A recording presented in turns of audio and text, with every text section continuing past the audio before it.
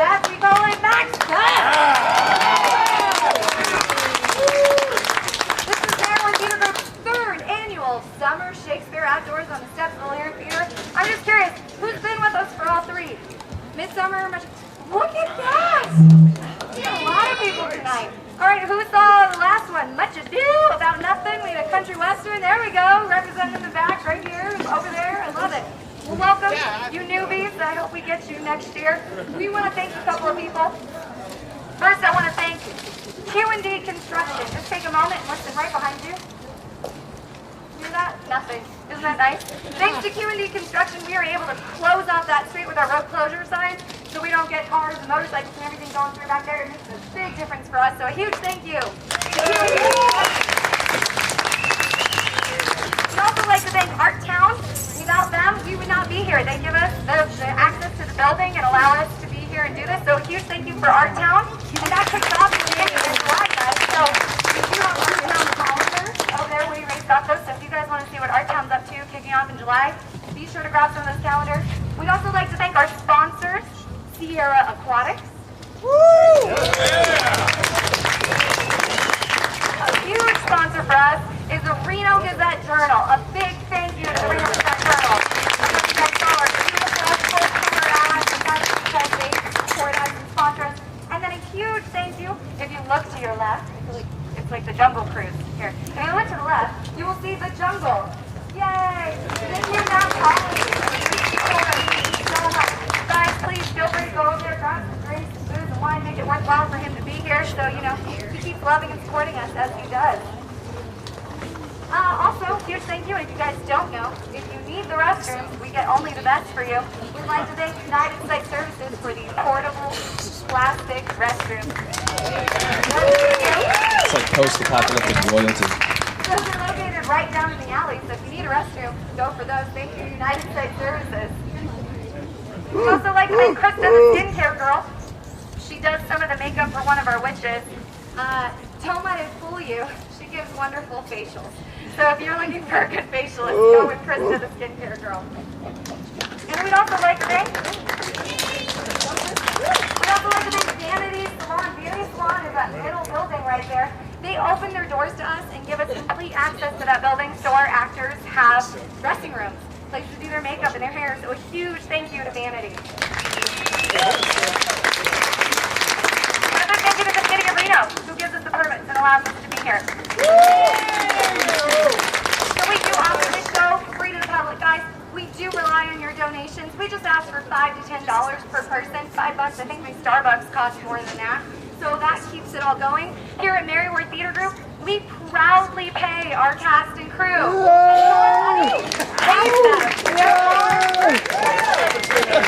please consider donating today. We also are selling raffle tickets. We've got prizes tarot card reading for $60. We've got tickets to the Great Basin Geeks prom. Those are being wrapped up. Those are worth $40. We've got a $25 value card for robbery. And then we've also got, oh, yeah, 2 tickets to the Wizard of Oz, Sierra School of Performing Arts production of A Wizard of Oz. It is beautiful. Their shows are huge, wonderful. So I'm jealous of anybody who wins those tickets. So Lauren, over here, Lauren, give them away. She will happily show you guys those raffle tickets. You get 3 tickets for $5 and it goes right back into the cast. So if you want to buy some raffle tickets, raise your hand. She'll come around and sell those to you. We also take credit cards. So I don't have cash.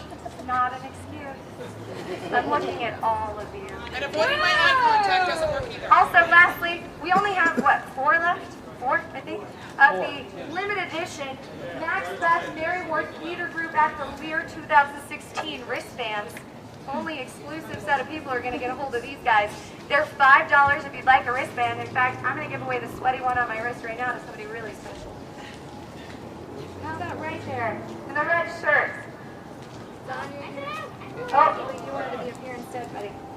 All right, here we go. There we go. Enough money chatting here. We've got some beautiful live music for you. I'd like to thank John Lutz. We call him Lutzbo on the guitar. He's going to sing. As well as Blockwood Kitty. We also call him Braveheart. So welcome and give a big round of applause for our live music. Take it away, guys.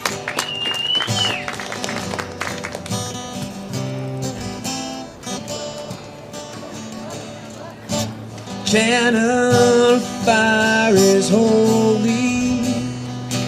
War is the Lord's machine.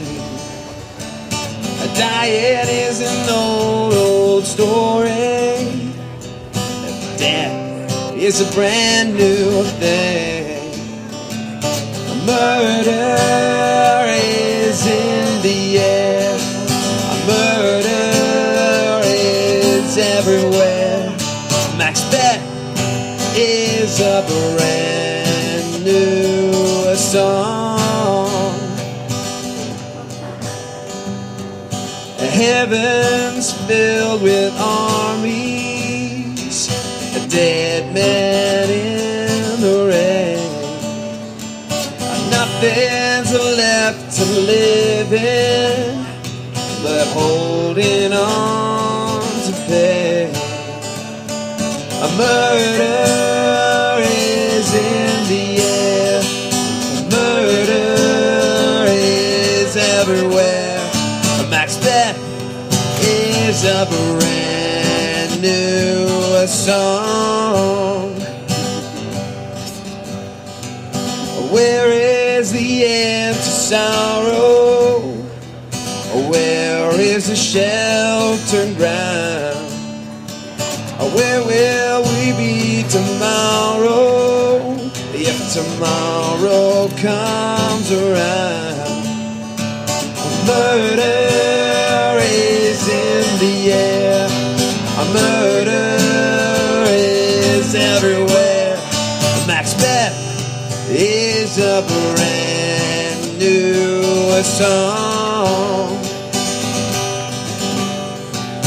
Murder is in the air. A murder is everywhere. Maxbeth is a brand new song.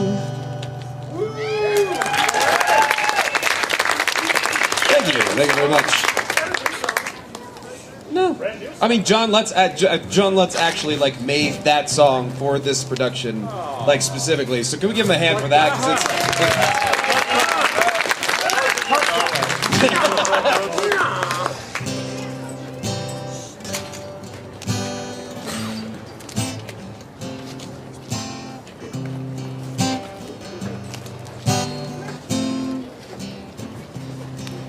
When I find myself in times of trouble, Mother Mary comes to me, speaking words of wisdom, let it be.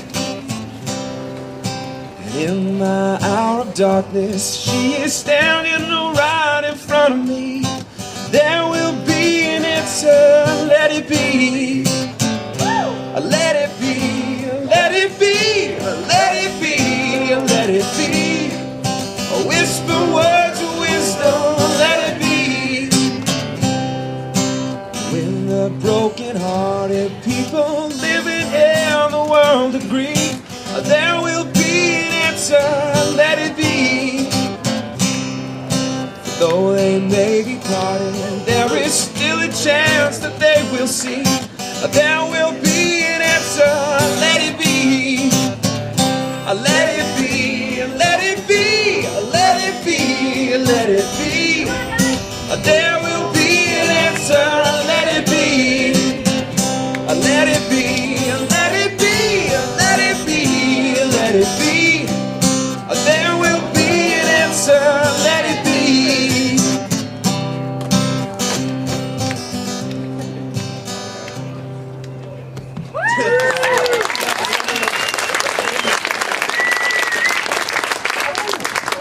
we got one more for you guys, and then we're going to continue our pre-show with something that's very, very special, made just for this show, brought to you by the Outlaw. So hang on just 1 second. We got one more song for you. If you know it, you can sing the words to this one too.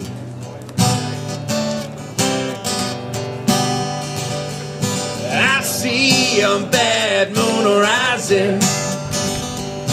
I see a trouble on the way. I see earthquakes and lightning. I see bad times today. Don't go around tonight. It's bound to take your life. There's a bad bad moon on the rise. I hear hurricanes are blowing. I know the end is coming soon. I feel rivers overflowing. I hear the voice of rage and ruin. But don't go around tonight, it's bound to take your life. There's a bad moon on the rise. Hope you have got your stuff together. I hope you are quite prepared to die. Looks like we're in for nasty weather, with one eye is taken for an eye. But don't go around tonight, it's time to take your life. There's a bad moon on the rise. Don't go around tonight, it's time to take your life. There's a bad moon on the rise. Thank you very much. John Lutz, everybody, on guitar and backup vocals. Also CJ, aka Porkchop, on backup vocals as well. And I'm Dr. McKenna. Thank you very, very, very much, folks. Enjoy the rest of the pre-show. Encore, you guys got any more in you?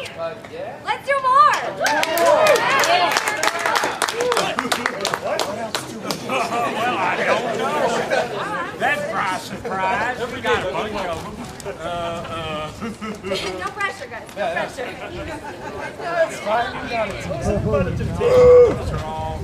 Light the mood up before the sun goes down. Let's make the real happy I could have been. Just one real happy song before this starts. It's gonna turn south real quick. While they're doing that, Sonata is just staring at them. You got it, son? You good? Just for the new people that check in, if you need to use the restroom, it's the plastic porta potties down there, United States Services. They're down in the alley over there, and we will always take your money. Those are the announcements. All right, since this one has kinds of witches and craziness in it, this one's about that. An old cowpoke went riding out one dark and windy day. Upon a ridge he rested as he went along his way. When all at once a mighty herd of red-eyed cows he saw, a-plowing through the ragged sky and up the clouded draw. Yippee-yi-yo, yippee-yi-yay. Riders in the sky. Their brands were still on fire and their hooves were made of steel. The horns were black and shiny and their hot breath he could feel.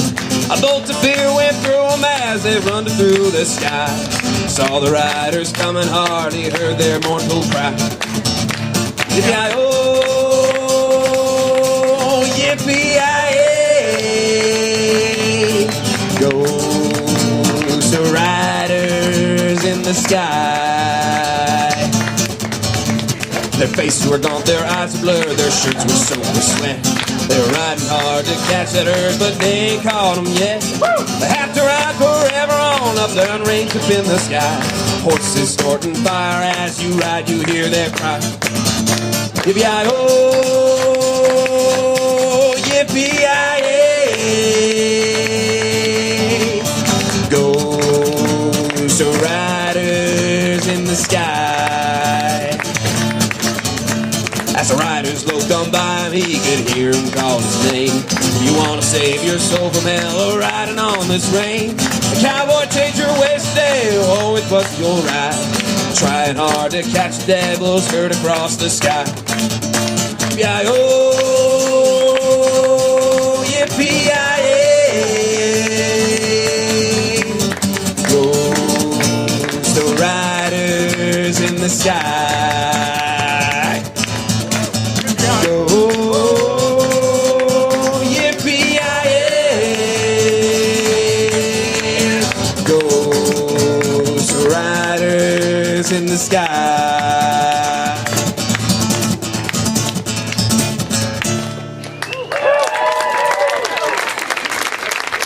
We hadn't done that one together in like a year.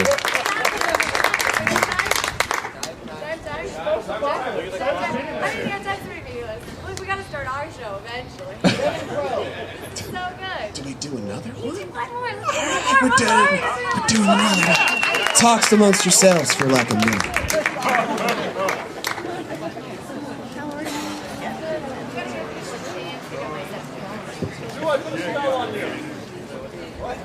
I put a spell on you.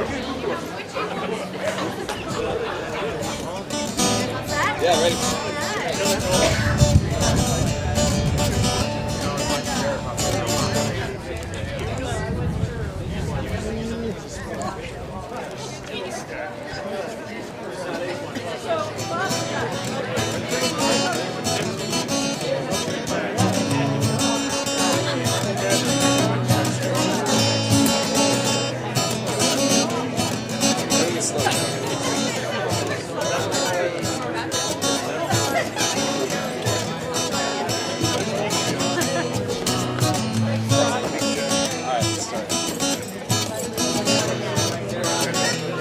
Well, I'm running down the road trying to loosen my load. I got 7 women on my mind. 4 they wanna hold me, 2 they wanna stone me once. She's a friend of mine. Take it easy, take it easy. Don't let the sound of your own wheels drive you crazy. You can't really find to understand. Just find a place to make your stand and take it easy. Well, I'm standing on a corner in Winslow, Arizona, and such a fine sight to see. It's a girl, my lord, in a flatbed Ford, slowing down to take a look at me. Come on, baby, don't say maybe. I gotta know if your sweet love is gonna save me. We may lose and we may win, but we'll never be here again. So open up, I'm climbing in. Take it easy. Well, I'm running down the road trying to loosen my load. I got a world of trouble on my mind. Looking for a lover who won't blow my cover. So hard to find. Take it easy, take it easy. Don't let the sound of your own wheels drive you crazy. Come on, baby, don't say maybe. I gotta know if your sweet love is gonna save me. Ooh, ooh, ooh, ooh, ooh. No, we gotta easy.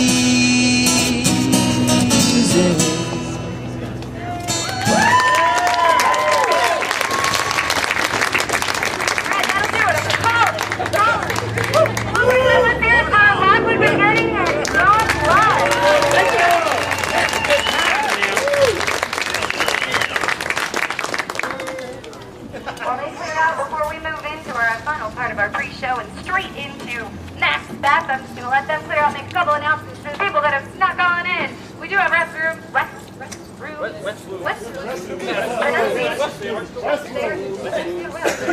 do have restrooms. We do have some wonderful portable plastic restrooms available to you. They're in the alley over there. They say United Site Services. Big thank you to United Site Services. Yay!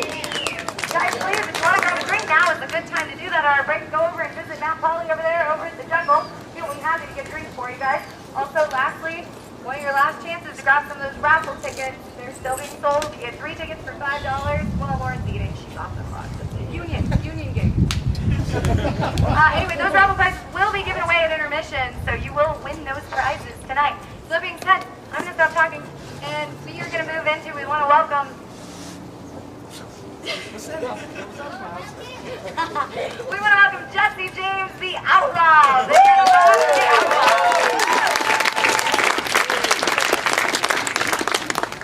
Y'all are in for a show tonight. Thank you. Wait!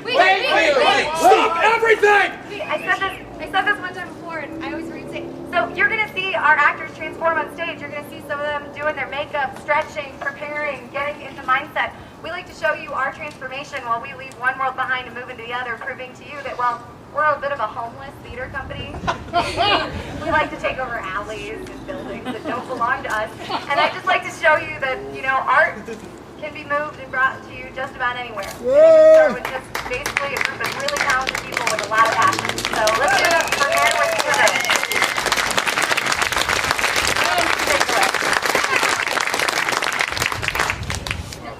Lots of people here tonight to thank. Thank you. Thank you. Thank you to all near who've come here to the Lear to see, feel, and hear in this quadricentennial year of the death of one Mr. William Shakespeare. We have a tale to tell, with the vision of the director as well. Have no fear, or else have it and still be of good cheer. We're going to peer into the mind of madness and the heart of war that's in gear. Macbeth is a tragedy written by William Shakespeare in 1605. And it was first performed by Shakespeare's company in 1606. That's over 400 years since the playwright was alive, and the same since the first opening night ticks. In the beginning was the Word, and in the end it shall be too. I've come from the future to be heard, so heed my warning to you, for 'tis true. 'Tis true! The play dramatizes, with no surprises, for the wisest among us, the damaging physical and psych effects as the action directs our attention upon those who would seek power for its own sake. In the wake of give and take, political ambition, lust for power turning to bloodlust, and questioning whether or not one can even trust his own mind, power corrupts. And absolute power corrupts absolutely. If this isn't true, you've my permission to drag this aging stoop kid out back and shoot. Beginning in death and shame, traveling from the cold to a moment of destiny on this very field today. War breeds death, produces it like a machine. You may nay agree with what I say, but you know what I mean. The times have changed, but our problems the same. Our problems the same! The story focuses, like intensely driven locusts, on a brave soldier named Macbeth. Or, for the purposes of our show, we are using Maxbeth to wage war. We open, still hoping with the wonder of thunder and lightning to see these three witches appear to Maxbeth and prophesy from on high that one day he will be king. This idea begins to make his ears ring and soul sing. Consumed by ambition, zero contrition, and spurred to action by his wife, Lady Maxbeth, a powerful woman in her own right, Maxbeth murders King Duncan and takes the throne for himself one night. Duncan's sons, Malcolm and Donalbain, flee from the castle fearing for their lives, and Maxbeth begins the ride of following both witches and wife with sharpened steel and the desire to thrive. We still put heads on spikes atop castle walls and wave banners in the sky to stake our claim. As I said, the times have changed, but our problems the same. Our problems the same! So pay attention. Through your eyes, each a lens. I say without apprehension, not a one pretends. I shall prepare a verbal table for you to sit at as a guest. If it is done, and it is done, then let it be done quickly. The players are soothsayers who will make you clutch your breast as a man at war with himself soon becomes sickly. With the two sons gone, Maxbeth assumes the throne. He isn't alone as he has the echoing voices to keep him compound. He, Maxbeth, growing suspicious and desperate to hold on to his power, begins to devour the world around. As if by divine right, he'll bleed the ground, destroy any obstacle found, and go toe-to-toe, pound for pound. So pick me, play me, predict me, or slay me. This whole earth is cursed, and what's worse, we have the keys to the lock that's decaying. Memories. The water of the brain may be few. They crawl in through the eyes and ears. We smell their scents on the air as intense and as new as our deepest and darkest fears across years. My eyes have made a fool of all the other senses. They've seen the ghost already of what's to come.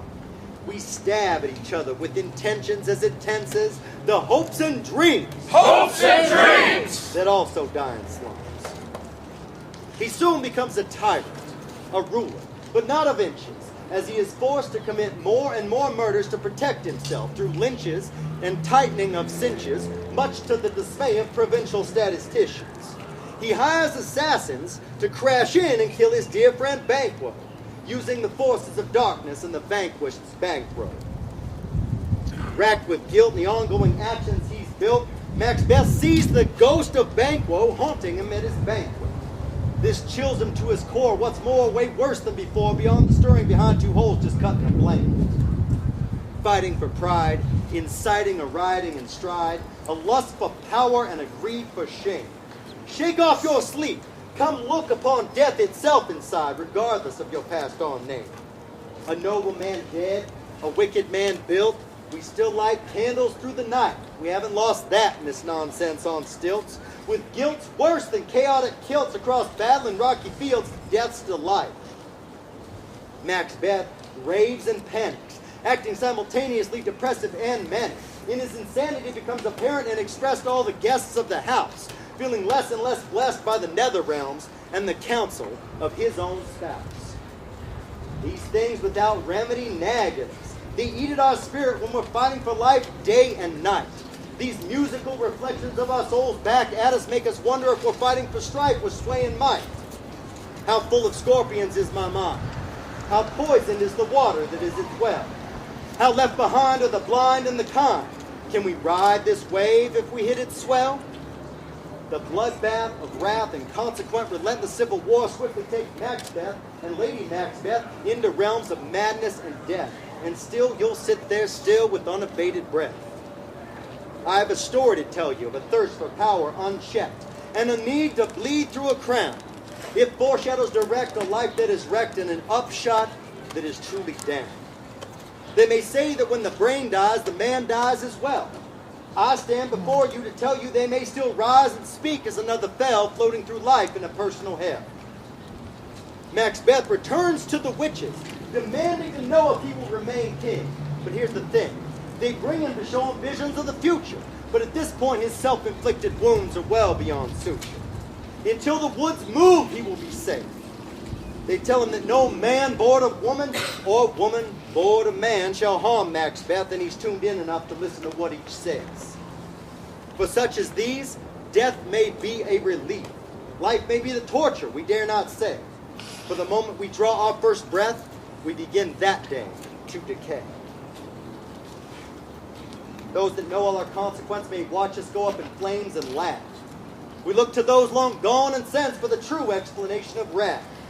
This king wears thorns, that king wears blood, this king arrives but never warns, that king has had enough. We are called to bed and walk in a fog to get there. We stumble over rotting logs like wild dogs as though we've lost the sacred and come to forget it. Applaud yourselves to the echo that will return to you. Stand and clap, stand and laugh, sit and chat and simple do what you do.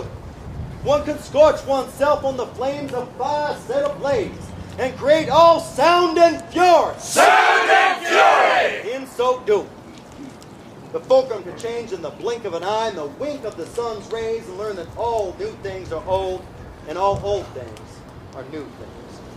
And finally, they reveal to him that Banquo's son Fleance, having escaped the assassins, will reign as king, and his sons will reign for many generations. This vexes Maxbeth, and the text that he says will bring this very crowd meditations.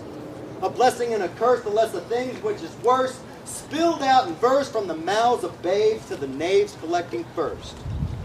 Lady Maxbeth falls into madness and confesses in her sleepwalking state, as if led by a spirit that will keep talking late, walking the night, living out, giving out her sin over and over again. Embers on the ground, running towards the light, our future selves chasing us until dawn. We'll have our just rewards tonight, we tell ourselves. And before we know it, time's gone. Maxbeth continues his bloodthirst by attacking Macduff's castle and killing his wife and children. He's unaware of the ramifications for having killed them.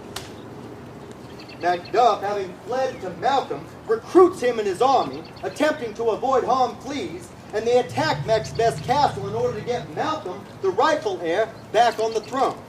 He might well stare at the visions and the flames flare with the echoing voices to keep him from being alone. Life is gritty in our future city, and the wasteland lays waste to men's souls. The emotions are raw, and the sights I already saw lend themselves to time's soul. Battle born! Battle born! War torn! A whole nation of folks being born amidst death and decay in a hot desert setting, betting their lives every day. Where must we go, we who wander this wasteland in search of our better selves? Still rings in my ears like the grinding gears of metal spears of Max and his bears. I will tell you what is to happen, and yet you will still be shocked. You will want to sit there clapping and still feel as if your spirit is stopped. So enough talk! Time to play the play and walk the walk. Maxbeth presented by Merry War. Destiny is at the door, and we answer it's not.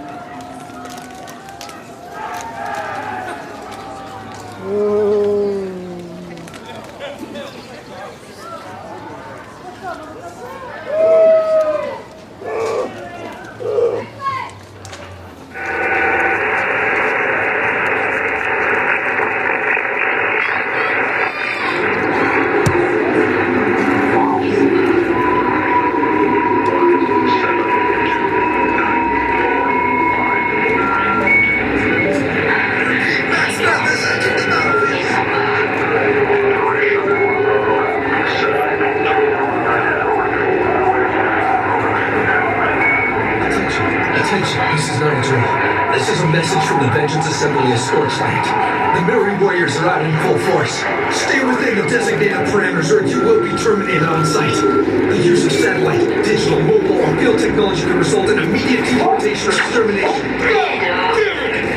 Turn off all noise-making devices. This is a war zone. Wind warning's high. Visibility may be a minimum at higher town and Gaul. Merry Warriors deploying Maxbeth. I repeat, Maxbeth.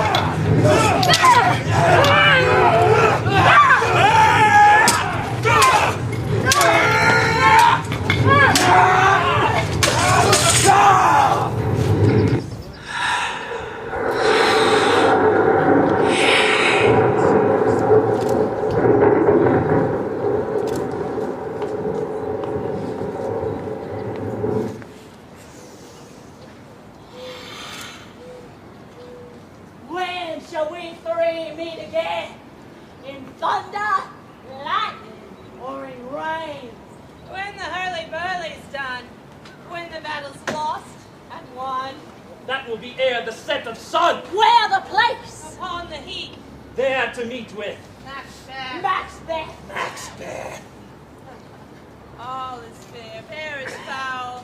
And foul is fair.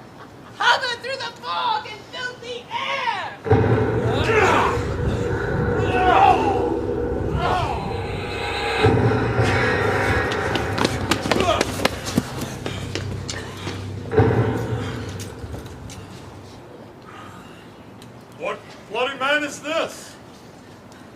Oh, he can report as seemeth by his plight of the revolt, the newest state.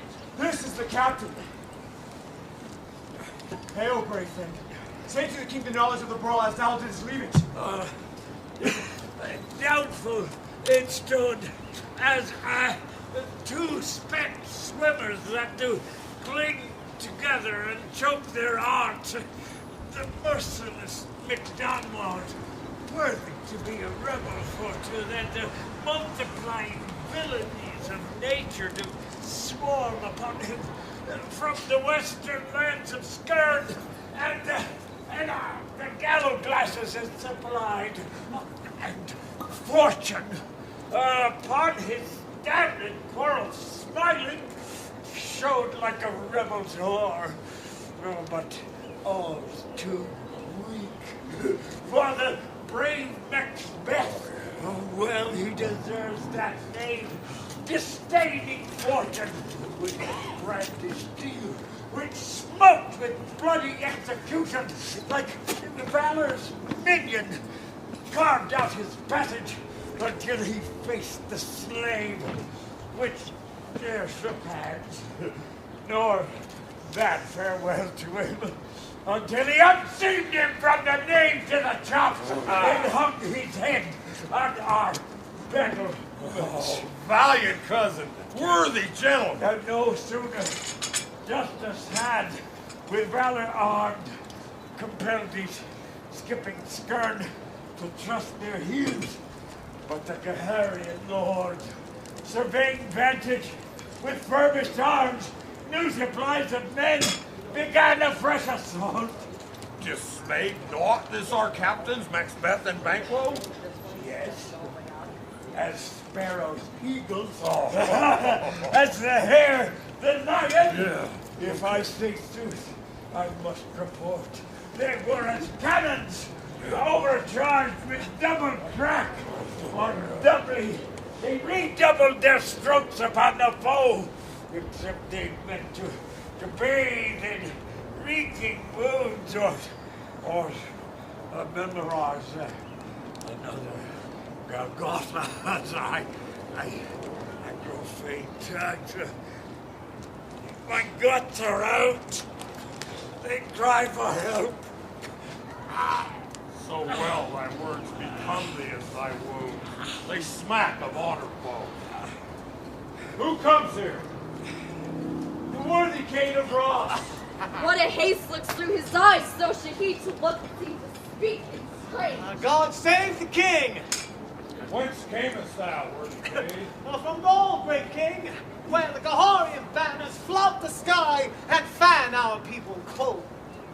Gahar himself, with terrible numbers, assisted by that most disloyal traitor, the Cade of Cryptus, began a dismal conflict, until that Bellona's bridegroom, lapped in proof, confronted him with a self-comparison, a point against point, rebellious arm and style, curbing his lavish spirit, and to conclude, the victory fell on us. Ah, yeah! Oh, great happiness!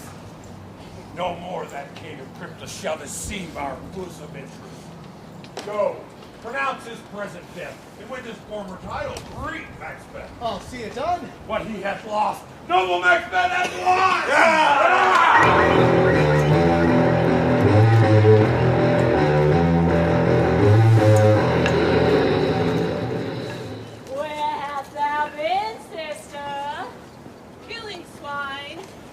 Sister, where thou? Look what I have. Show me. Show me. Here, I have a pilot's thumb. Racked his home when he didn't come. A drum, Maxbeth doth come. Thrice to thine. Thrice to mine. Thrice again, to make up nine. Peace, the charms wound up. So foul and fair day I have not seen. Our forest called to sorrow.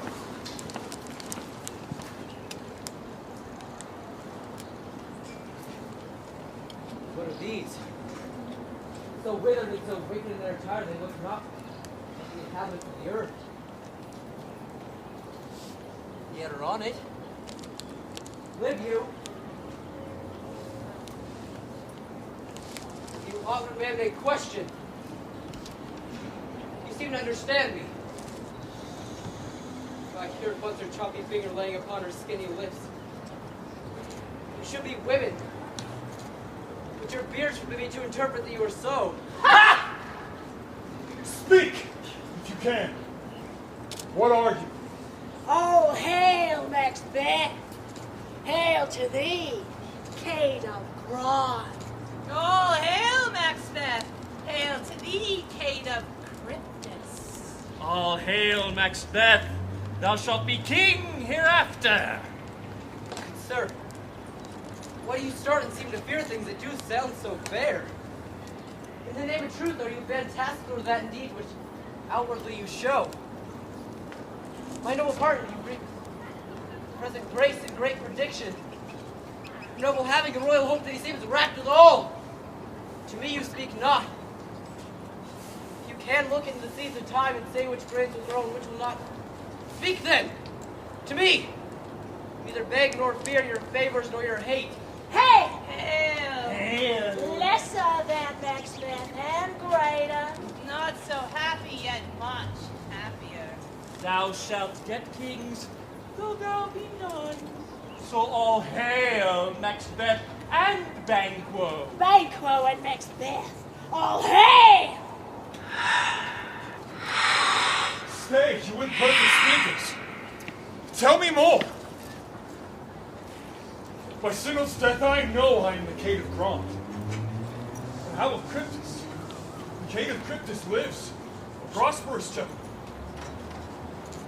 To be king stands not within the prospects of belief, no more than to be Cryptus.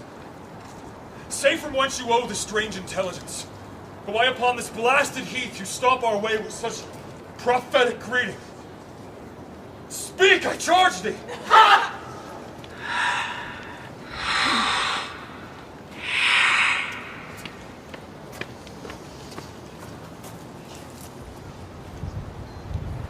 earth hath bubbles, as the water has. Neither of them. But whither are they vanished? Into the air. What seemed corporal melted, has breath into the wind. Would they had stayed. Such things here as we do speak about? Have we eaten the insane root that takes the reason prisoner? Your children shall be kings. You shall be king. Kate of Cryptus too, went it not so? Those same true in word. Who's here? The king hath happily received, Maxbeth, the news of thy success. And when he reads thy personal venture in the rebels' fight, all his wonders and his praises do contend which should be thine or his. Silenced with that, in viewing over the rest of the self-same day, he finds thee stout in the Gaharian ranks, nothing afeard of what thyself didst make, strange images of death. We are sent to give thee from our royal master thanks. Would have hailed thee to his sight. I'll pay thee. And for an earnest of a greater honor, he bade me from him call thee Cade of Cryptus, in which edition hail, most worthy Cade, for it is mine. The double speak is true. The Cade of Cryptus lives. Why do you dress me in borrowed robes? Whose Cade lives yet, but under heavy judgment bears that life which he deserves to lose. Whether he was combined with those of Gahar or did line the rebel with hidden help and vantage, that in both he labored in his country's wrack, I know not.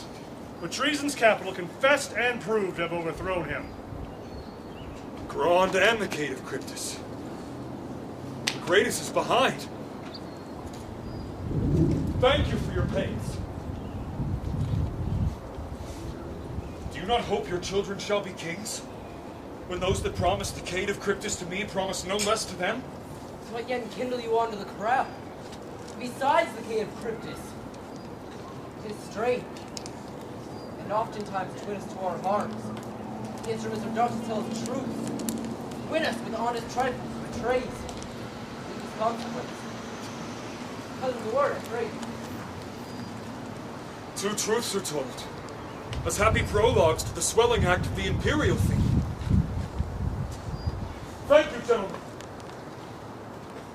supernatural soliciting cannot be ill, cannot be good. If ill, why hath it given me earnest of my success, commencing in a truth? I am the Cade of Cryptus. If good, why do I yield to that suggestion whose horrid image does unfix my hair, can make my seated heart knock at my ribs against the use of nature? Present fears are less than horrible imaginings. Our partner is wrapped. If chance may have me king, why? Chance may crown me without my stir. New honors come upon him. Like our strange garments, cling not to their mold with the aid of use. Come what come may, time and the hour runs through the roughest day.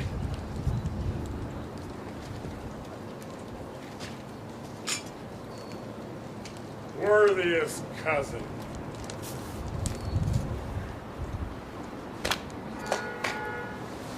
The sin of my ingratitude, even now, was heavy on me. Thou art so far before that swiftest wing of recompense is slow to overtake me. Would thou hadst less deserved, that the proportion of both thanks and payment might have been mine? Only I have left to say, more is thy due than more than all can pay. The service and the loyalty I owe in doing it pays itself. Your Highness has barred us to receive our duties, and our duties are to your throne. And state children and servants, which doing what they should, by doing everything safe towards your love and honor. Rise, noble Banquo. Thou hast no less deserved. More must be known, no less to have done so. Let me enfold thee and hold me in my heart. My plenteous joy, wanton in fullness, seek a higher cross. Sons, kinsmen, cades, and those whose places are the nearest, know we shall establish our estate upon our eldest, Malcolm, whom we name hereafter the Prince of Piretown. Hail, Prince of Piretown! Which honor must not unaccompanied invest him only, but signs of nobleness, like stars, shall shine on all deservers. From hence to Regnad, and bind us further to you. The rest is labor which is not used for you. I'll be myself the harbinger, and make joyful the hearing of my wife at your approach. So humbly take my leave. My worthy purpose. The Prince of Piretown. That is a step on which I must fall down, or else overleap, for in my way it lies. Stars, hide your fires. Let not light see my black and deep desires. The eye wink at the hand, yet let that be what the eye fears when 'tis done. To see.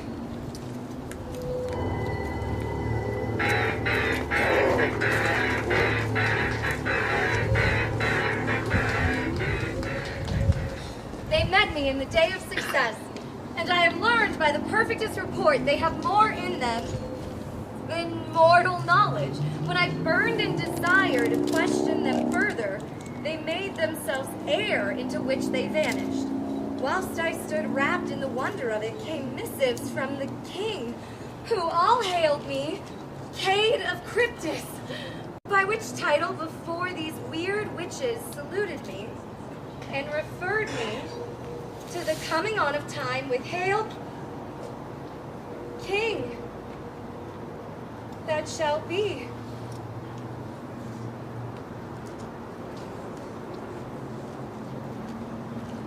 This have I thought good to deliver thee, my dearest partner of greatness, that thou mightst not lose the dues of rejoicing by being ignorant of what greatness is promised thee. Lay it to thy heart, and farewell. Grand thou art, and Cryptus, and shalt be what thou art promised. Yet do I fear thy nature. It is too full of the milk of human kindness to catch the nearest way.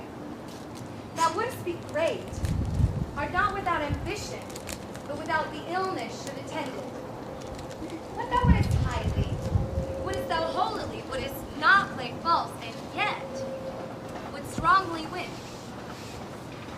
Thou hast great Grand, that which cries thou must do if thou have it, and that which rather thou dost fear to do, then wishes should be undone. Hie thee hither, that I may pour my spirits in thine ear, and chastise with the valor of my tongue all that impedes thee from the golden round which fate and metaphysical aid does seem to have thee crowned withal. What is your tidings? The king comes here tonight. Thou art mad to say it. Is not thy master with him? Who, were it so, would have informed for preparation? So please you, it is true. Arcade is coming. One of my fellows had the speed of him who, almost dead for breath, had scarcely more than would make up his message. Give him 10 days. He brings great news.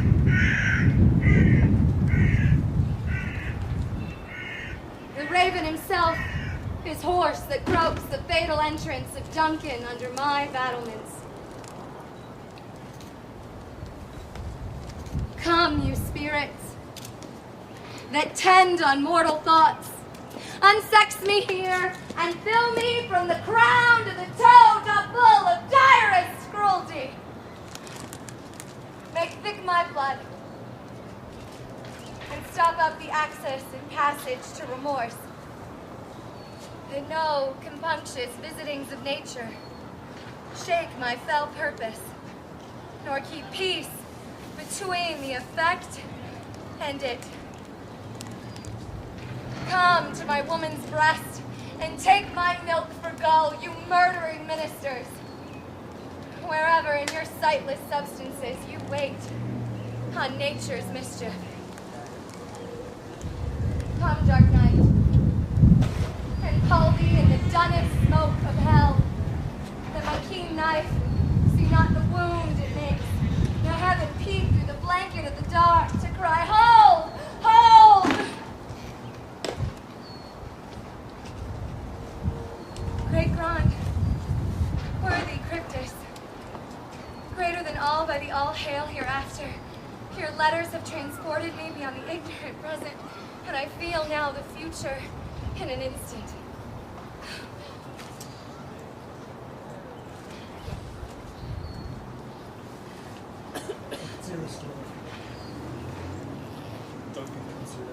And when goes hence? Tomorrow, as he purposes. Oh, never shall sun that morrow see.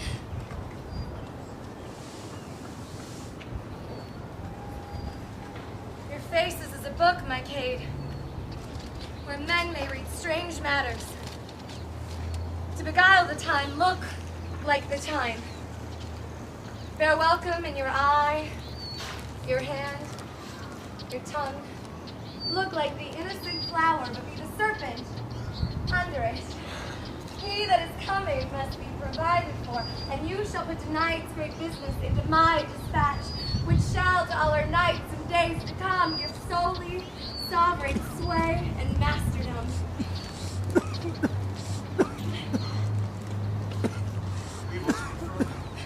Only look up clear, to alter favor ever is to fear.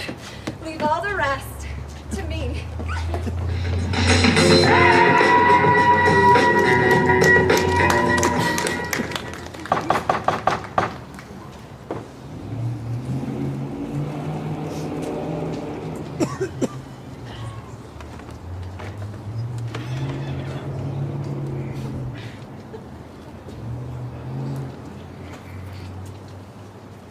This castle hath a pleasant seat. The air nimbly and sweetly recommends itself unto our gentle senses. Yes, this summer. Temple hunting mullet doth prove that heaven's breath smells moving. No vantage nor quite a buttress. This bird hath made its pendant bed. I have observed the air is delicate. See our honored hostess, the love that follows us sometimes in our trouble, which still we thank as love. Herein I teach you how you shall bid God yield us for your pay, and thank us for your troubles. All our service twice done and then done double, we're poor in single business to contend. Against those honors, deep and broad wherewith your majesty loads our house. To those of old, in late dignities heaped up to them, we rest your hermits. Where's the Cade of Cryptus? We coursed him at the heels and had a purpose to be his purveyor. But he rides well, and his great love, as sharp as his spur, had led him to his home before us. Fair and noble hostess, we are your guests tonight. Your servants ever have theirs themselves and what is theirs in common to make their audit at your highness' pleasure, still to return your own. Give me your hand. Conduct me unto mine host. We love him highly and shall continue our graces towards him. By your leave, hostess.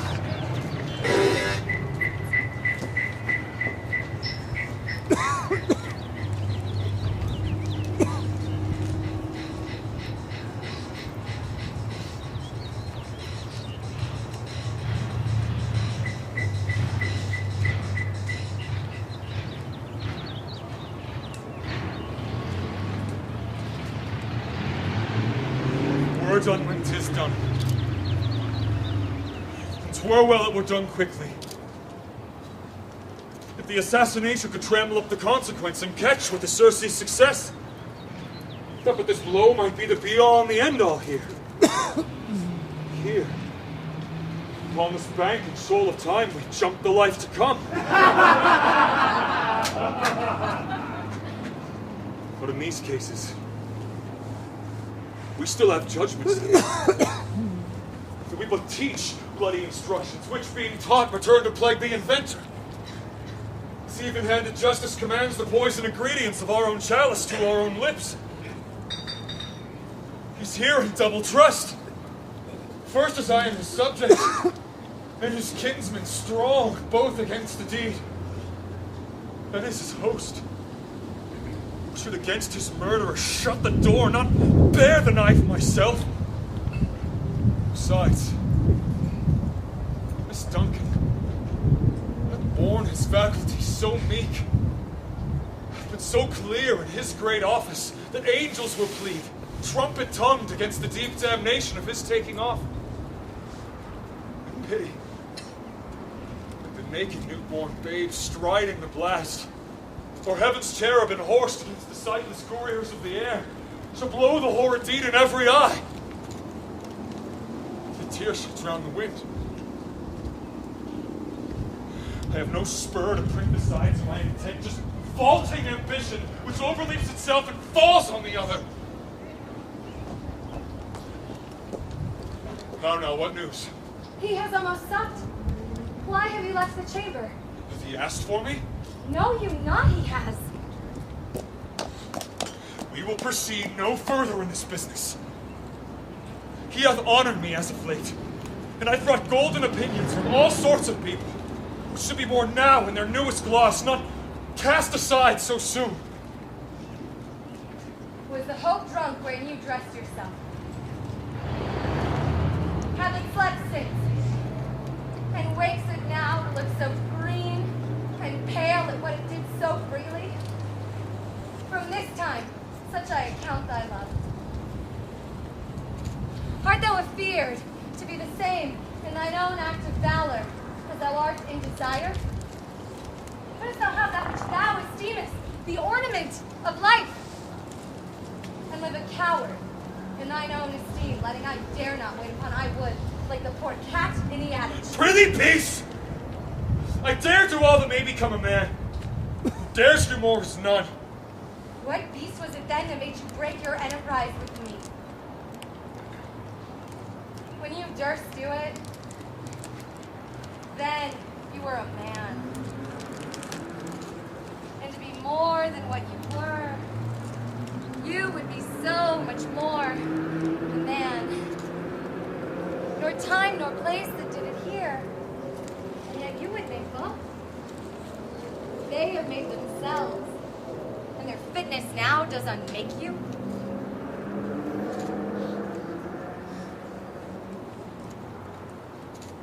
I have given suck and know how tender 'tis to love the babe that milks me.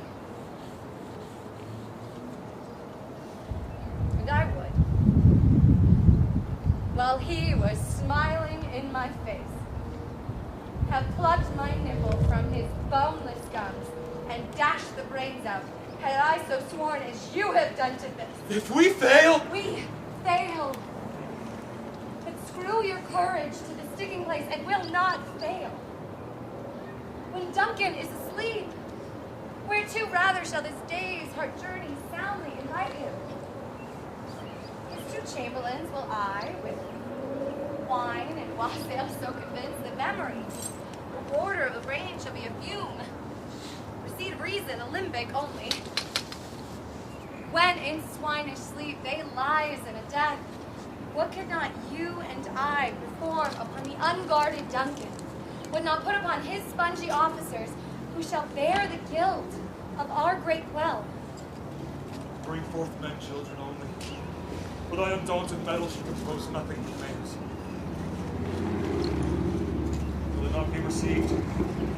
We have marked those sleeping to his own chamber. The blood of their very daggers that they have done it. Who dares receive it other? We shall make our griefs and clamors roar upon his death. I am settled. And bend up each corporal agent to this terrible feat. Away, mock the time with bearish show. False face must hide, the false heart doth know.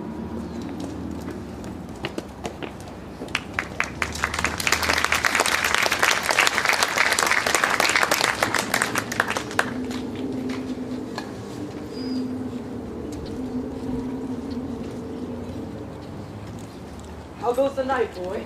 The moon is down. I've not read the clock. Goes down at 12. Take it later, sir. Hold. Take my sword. There's husbandry in heaven. Candles are all out.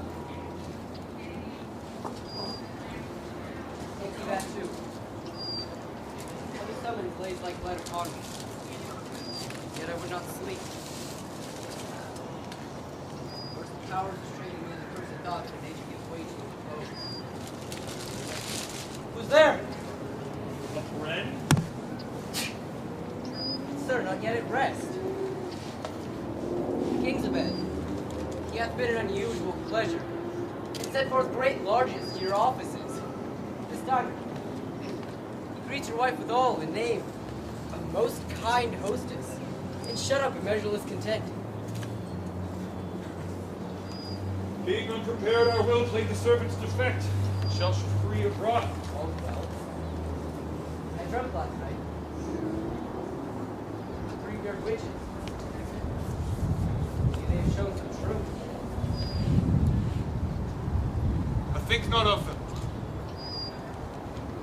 Yet when we can entreat an hour to serve, we should spend it in some words upon that business, and grant the time.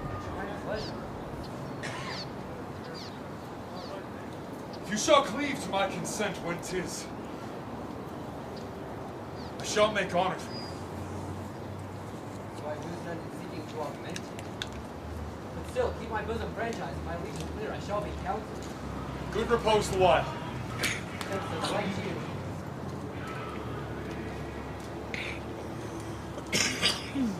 Go bid thy mistress. When my drink is ready, she strike upon the bell. Get thee to bed.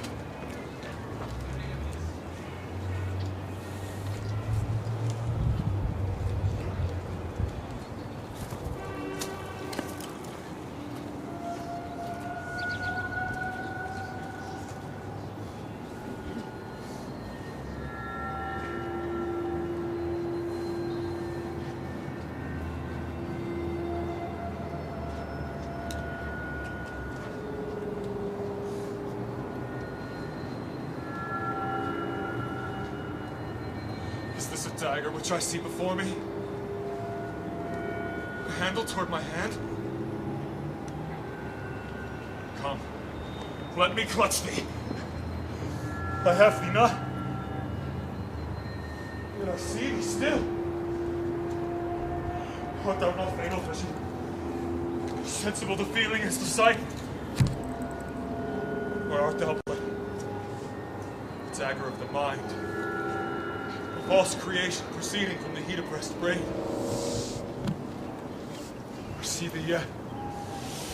In form as palpable as this, which now I draw. Thou marshallest me the way I was going, and such a weapon I was to use. Mine eyes are made the fools of the other senses, or else worth all the rest. I see thee yet. And on thy blade and dudgeon gouts of blood that was not so before. There's no such thing. It's the bloody business which informs us to mine eyes. Now over the one-half world, nature seems dead. And wicked dreams abuse the curtained sleep. Witchcraft celebrates pale Hecate's offerings. And withered murder, alarmed by his sentinel. The wolf whose houses watch, thus with his stealthy pace, with Tarquin's ravishing strides towards his design moves like a ghost. Thou firm and sure-set earth, hear not my steps. Which way they walk for fear thy very stones raideth thy whereabouts. And take the whore from the time which now suits with it.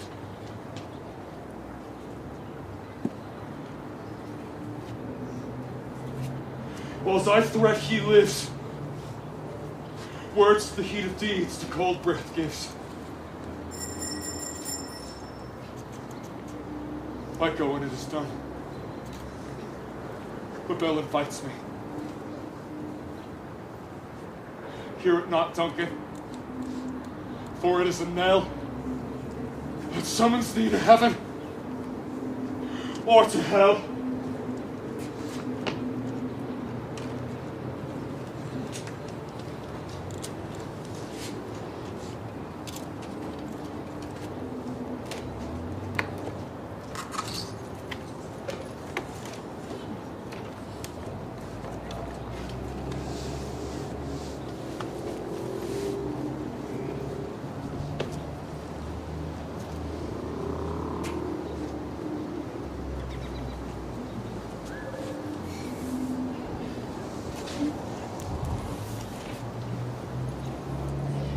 That which had made them drunk had made me bold, but hath quenched them, have given me fire. Oh, peace. It was the owl, the fatal bellman, which gives the sternest good night. Here's about it. The doors are open, and the survived grooms do mock their charge with snores. I have drugged their faucets, that death or nature do contend about them, whether they live or die. Who's that?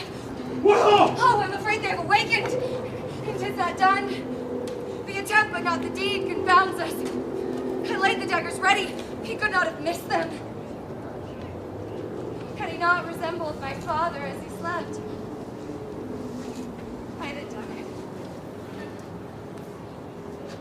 Oh, my husband.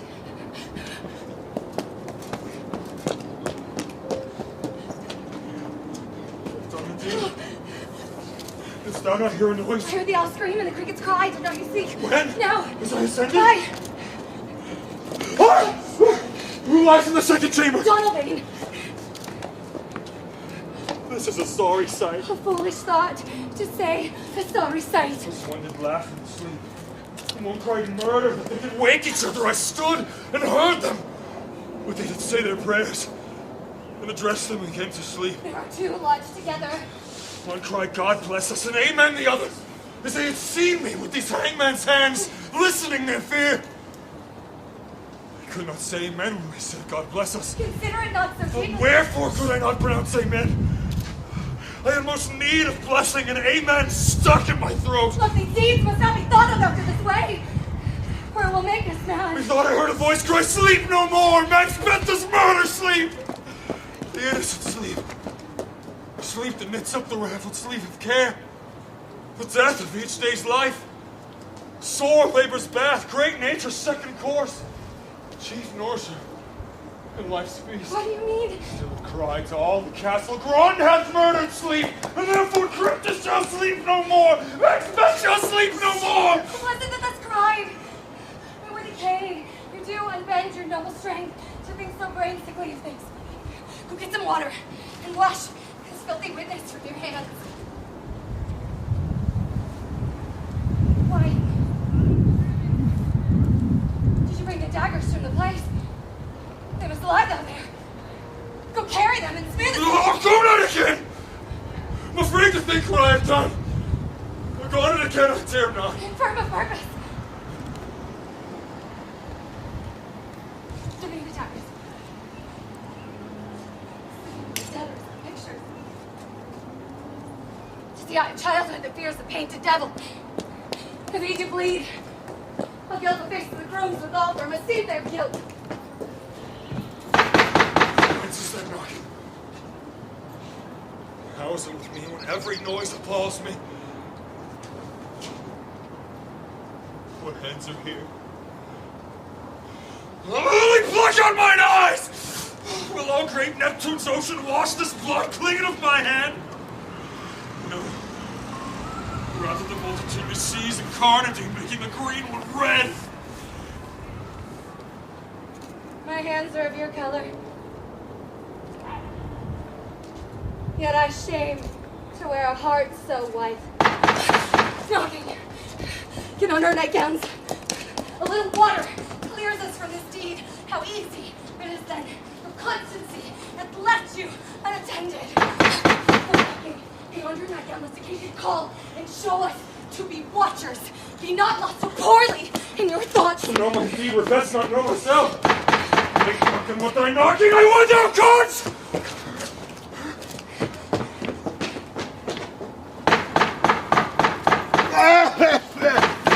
There's a knocking indeed. If a man were porter of Hellgate, he should have all turning the key. Knock, knock. Who's there in the name of Beelzebub? Oh, here's a farmer that hanged himself in the expectation of plenty. Oh, come in time. But have napkins enough about you. Here you sweat for it. Knock, knock. Who's there in the other devil's name? Here's an equivocator that can swear in both the signs against either side. But who committed treason enough, for God's sake, it could not equivocate to heaven. Oh, come in time, equivocator. Knock, knock, knock. Never in quiet. What are you? Oh, this place is too cold for hell. I'll devil porter no further. I'd have thought to have let in some of all the professions. They go the primrose way to the everlasting bonfire. Anon! Anon! Oh.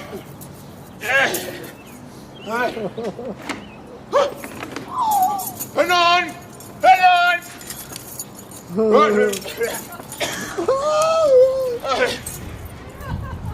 I pray you, remember the porter. So late, Ray, you went to bed that you do lie so late.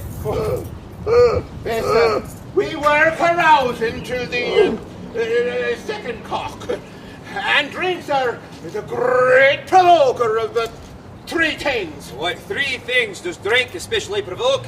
Oh, facer, nose painting, sleep, and urine.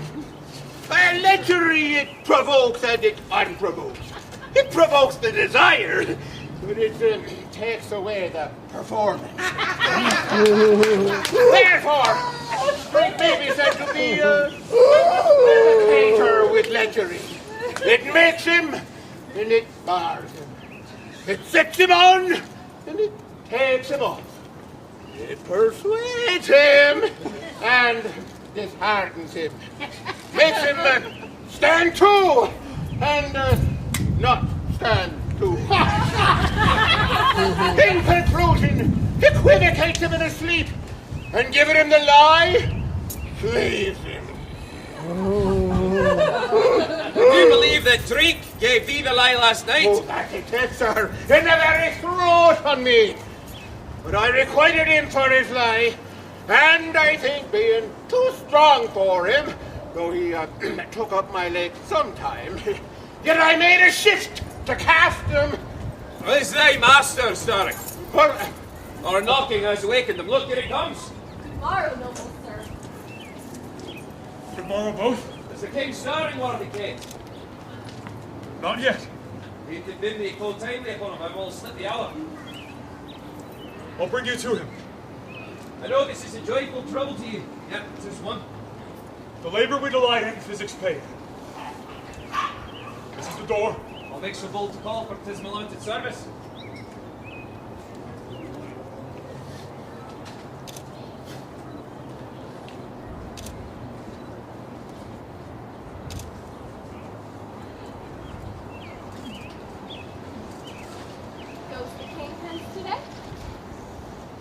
He does.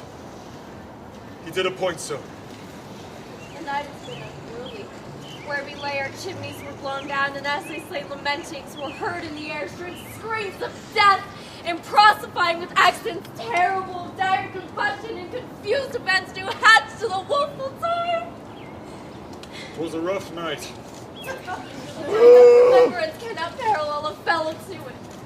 Oh, hold on! Hold on! Tongue not heart, cannot conceive nor name thee! What's the matter? Confusion now had made his masterpiece. Oh, sacrilegious man that has broke up the Lord's anointed temple, and so hence the life of the building. What is it you say? Life? I mean you, His Majesty. Approach the chamber and destroy your sight with a new gorgon. Do not bid me speak, see, and then speak yourselves. Ring the alarm bell. Malcolm Donovan, awake! Shake off his stony sleep death's counterfeit, and look upon death itself. Up and see the great doom's image.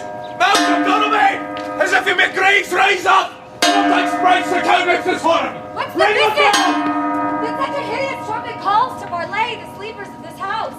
Gentle lady, 'tis not for you to hear what I have to speak. The repetition in a woman's ear when murder as it fell. Oh, Vaco, our royal master's murdered. Well, alas, what in our house? Too cruel anywhere. Dear Duff, I pray thee. Contradict thyself and say it is not so. Had I died an hour before this chance, I had lived a blessed time. But from this instant, there's nothing serious in mortality. All is but toys. Renown and grace is dead. The wine of life is drawn, and the mere lease is left this vault to brag of. What is amiss? You are and do not know it. The spring, the fountain, the head of your blood is stopped. The very source of it stopped. Your royal father is murdered. Oh, by whom? Those of his chambers, as it seemed, had done it. Their hands and faces were all bathed with blood. No man's life was to be trusted with them. Well, yet to repent me of my fury that I did kill them. Wherefore did you so? Who can be wise, amazed, temperate and furious, loyal and neutral in a moment? No man. The expedition of my violent love outrun the pause of reason. Here lay Duncan, his silver skin laced with his golden blood. His gashed stabs looked like a breach in nature, the ruin's wasteful entrance. There, the murderers, steeped in the colors of their trade, their daggers unmannerly, breached with gore. Who could refrain that had a heart to love? And in that heart, courage to make his love known. Help me, Enzo. Look to the lady. Why do we hold our tongues and most may claim this argument for ours? What should be spoken here while our fate hid in an hole may rush and seize us? Let's away. Our tears are not yet bruised. Nor our strong sorrow upon the foot of motion. Look to the lady. When we have our naked frailties hid, that suffer an exposure, let us meet. To question this most bloody piece of work. To know it further, fears and scruples shake us. In the great hand of God I stand in thanks. Against the undivulged pretense I fight. Of treasonous malice. And so do I. So all. Let us briefly put on manly readiness. Meet in the hall together. Well contented.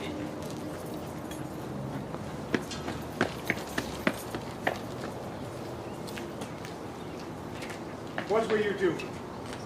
Let's not consult with them. To show an unfelt sorrow is an office an easy man does. Out to Petra. To all the Mac our separation of fortune shall keep us both the safer. Where we are, there's daggers in men's smiles. The nearer in blood, the nearer bloody. This murderous shaft that shot hath not yet lighted, and our safest way is to avoid the aim. Therefore to horse, and let us not be dainty in leave-taking, but swift away.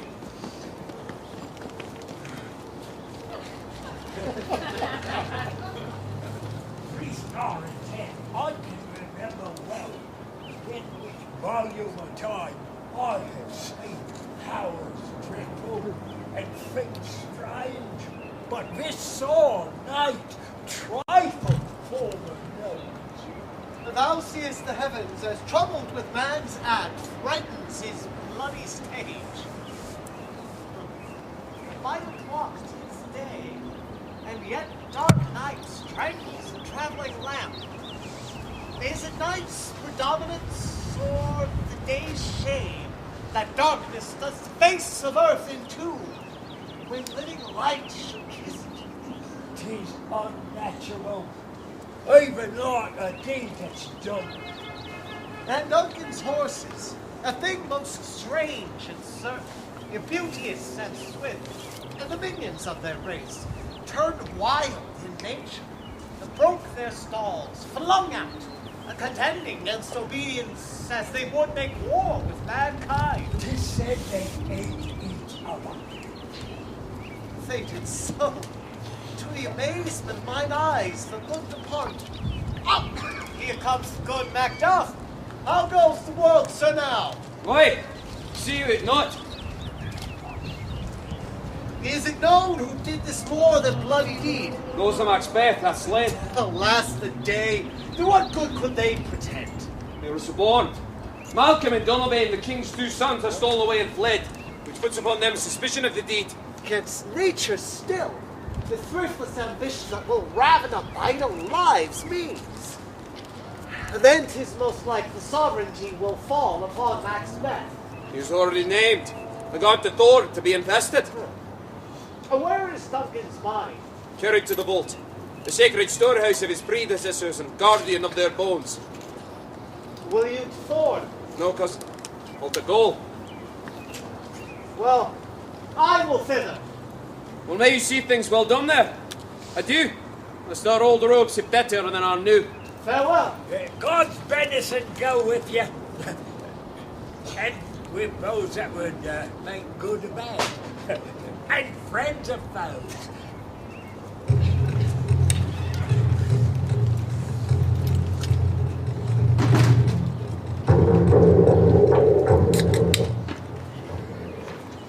Thou hast it now. King, crypt is gone. All is the weird witch's promised. And I fear thou playest most foully for it. Yet it was said it should not stand on thy posterity. That myself should be root and father of many kings. There comes the truth from them. It's upon thee, Maxbeth, their speeches shine. Why by the verities on thee?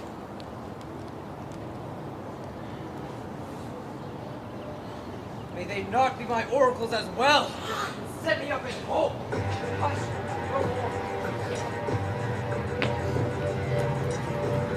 Here's our chief guest. We have been forgot have been a gathering of a great feast, and all things unbecoming. Tonight we hold a solemn supper, sir, and I'll request your presence. Let your highness command upon me, to which my duties are with the most indissoluble tie forever knit. Ride you this afternoon. Aye, my good lord. We should have else desired your good advice, which still hath both been grave and prosperous in today's council. But we'll take tomorrow. So far you ride. As far, my lord, as will fill up the time. Twixt this and supper, though not my horse the better, I must have a borrow the night for a darker hour or twain. Fail not our feast. My lord, I will not. You heard our bloody cousins of the stone Bridge, not confessing their cruel parricide, filling their hearers with strange invention. But of that tomorrow, when therewithal we will have cause of state craving us joyfully. Hie you to horse, adieu to your return at night.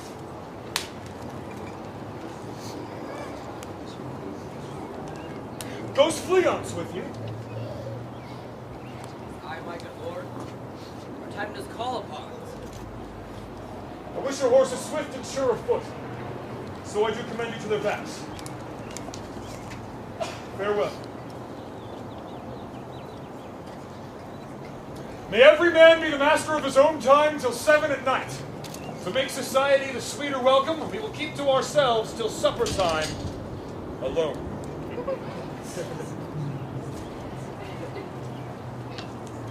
Well then, God be with you.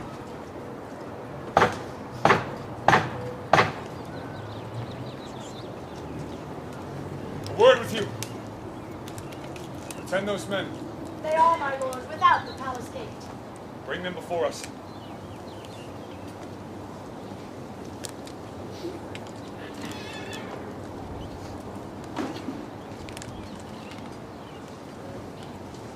Be thus is nothing but to be safely thus. Our fears in Banquo stick deep, and his royalty of nature reigns that which would be feared. 'Tis much he dares. To the dauntless temper of his mind he hath a wisdom that doth guide his valor to act in safety. There is none but him whose being I do fear. And under him my genius is rebuked, as it says Mark Antony's was by Caesar. He chid the sisters when they put the name king upon me, and bade them speak to him. And prophet-like they hailed him father to a line of kings. Upon my head they put a fruitless crown, and a barren scepter in my grip, thence to be wrenched with an unlineal hand. And no son of mine succeeded. If it's so, for Banquo's issue have I filed my mind. For them, the gracious Duncan, have I murdered. Put rancors in the vessels of my peace, only for them. Mine eternal jewel, given to the common enemy of man, to make them kings, the seas of Banquo kings. Rather than so, come fate into the list, and champion me to the utterance.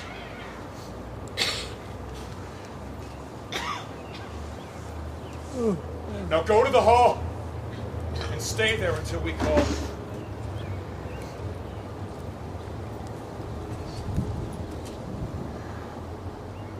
Now, if you have a station in the file, not in the worst ranks of manhood, say it, and I will put that business in your bosoms.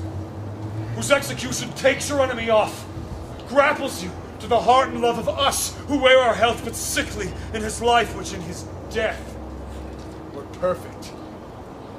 I am one, my liege, whom the vile blows and buffets of the world have so incensed that I am reckless what I do to spite the world. Oh, and I, another, so weary with disasters, tugged by fortune, that I would set my life on any chance to mend it or be rid of it.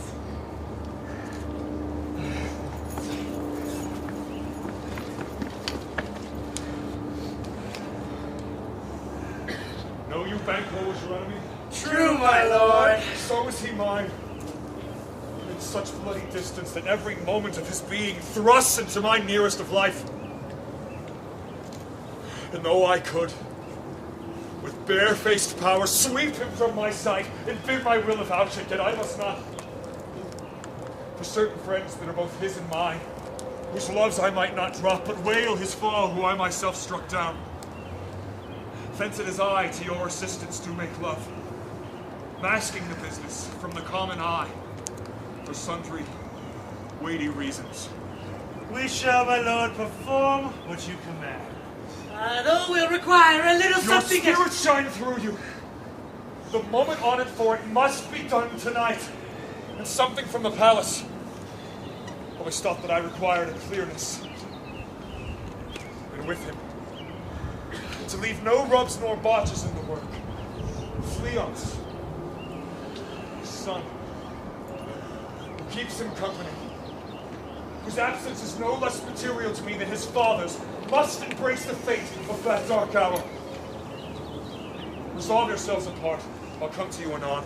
We are resolved, my lord.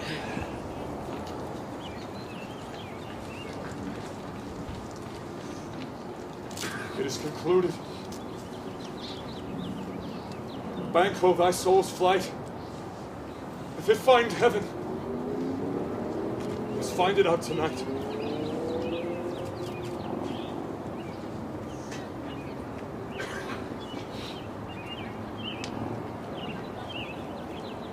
Is Banquo gone from court? I, madam, but returns again tonight.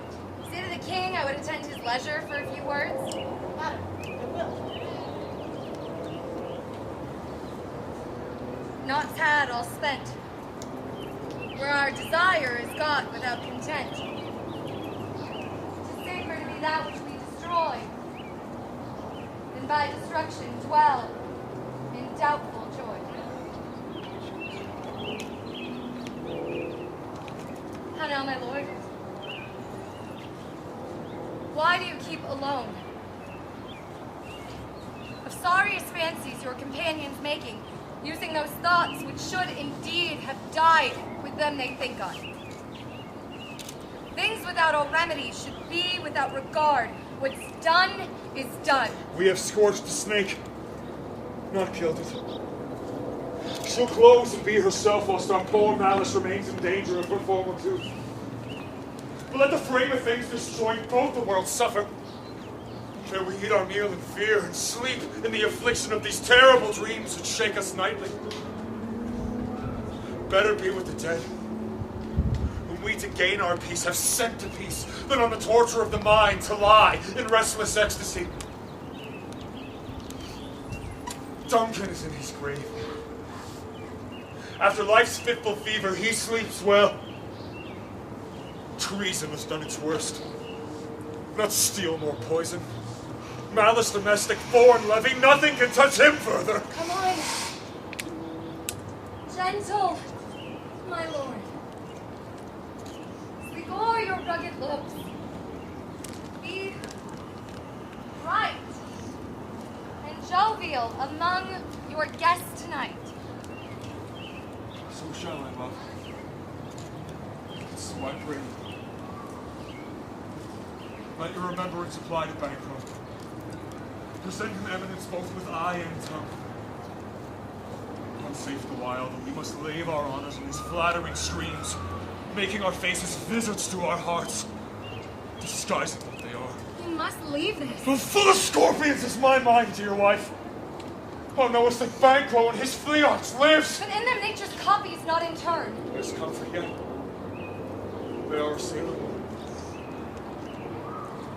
When be jarkened, what shall be done indeed of dreadful note? What's to be done? Be innocent of the knowledge, dearest Chuck, till thou applauds the deed. Come, sealing night, scarf up the tender eye of pitiful day, and with thy bloody and invisible hand, cancel and tear to pieces that great bond which keeps me pale. Light thickens. The crow makes wing to the rooky wood. Good things of day begin to droop and drowse, while nights and their black agents to their praise do rouse. Thou marvelst at my words, but hold thee still. Things bad begun make strong themselves by ill. So prithee, go with me.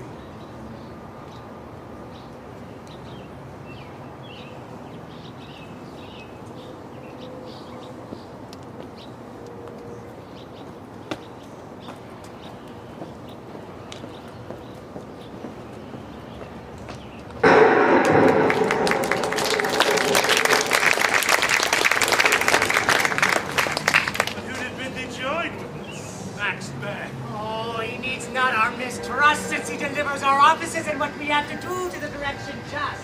The West yet glimmers with some streaks of day. Now spurs the lady traveler pace again, time again. He approaches the subject of our watch.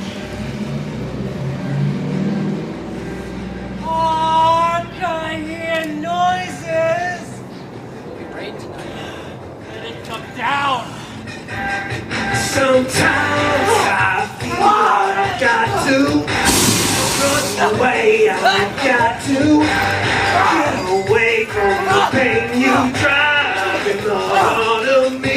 The love we share seems to go nowhere, and I lost my light.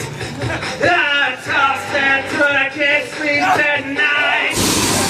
Once I ran to you, now I run from you. This tainted love you give, and I give you all a boy could give you. Take my tears, and that's not really yours. Tainted love, tainted love. Now I know I've got to run away. I've got to get away. I don't really want any more from me to make things right. Need someone to hold you tight, and I think you're to blame.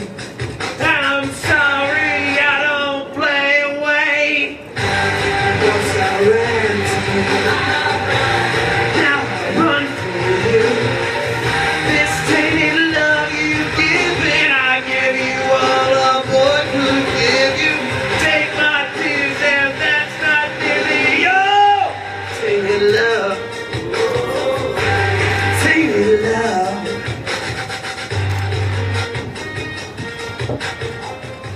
You know your own degrees. Sit down. And first and last, the hearty welcome. Thanks to your majesty. Ourselves will mingle with society and play the humble host. Our host escapes her state, but in best time we shall require her welcome. Pronounce it for me, sir. To all our friends, my heart speaks. They are welcome. See? They encounter thee with their heart's thanks. Both sides are even. Be large in mirth. Anon will drink a measure.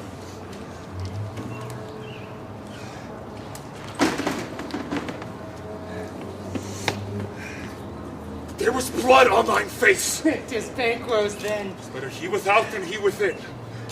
Is he dispatched? His throat is cut, my lord. That's I did for him. Thou art the best of the cutthroats. Yet he is good that did the like for Fleons. Thou didst it. Thou art the non-pariah. Most royal sir, Fleance escaped. Comes my fit again. Now I am cabined, confined, cribbed, bound in by saucy doubts and fears. Banquo is safe! Safe! In a ditch he bides, my lord, with 20 trenchant gashes on his head, the least a death to nature. Thanks for that. There the grown serpent lies. The worm that's fled hath nature that in time will venom breed. No tooth for the present. Get thee gone, we'll hear ourselves tomorrow. My royal lord, you do not give the cheer. The feast is sold, which is not often vouched while it is making, and to feed were best at home. From thence the sauce to meat were ceremony, and the meeting were fair without it. Sweet remembrancer. Now, good digestion, wait on appetite, and health on both. May it please your highness, sir. Sit. Here have we now our country's honor roofed, with the graced person of our Banquo present, whose absence I may challenge for unkindness, but pity for mischance. His absence, sir, lays blame upon his promise. Please it your highness to grace us with your royal company. Well, the table's full. Here's the place reserved, sir. Where? Here, my good lord. What is it that moves you? Which of you have done this? What, my good lord? Thou canst say I didst it. Never shake that glory box at me! Gentlemen, his highness is not well. Sit, worthy friends, my lord is often thus and has been from his youth. I pray you, keep seat. The fit is momentary. Upon a thought, he will again be well. If much you note him, you shall offend him and extend fashion feed, and in regard him not. Are you a man? I, the bold one, the tailor on that which fight upon the devil! Proper stuff. This is the very painting of your fear. This is the air-drawn dagger we sent led you to Duncan. All these flaws and starts and postures to true fear could well become a woman's story to winter's fire authorized by her granddam.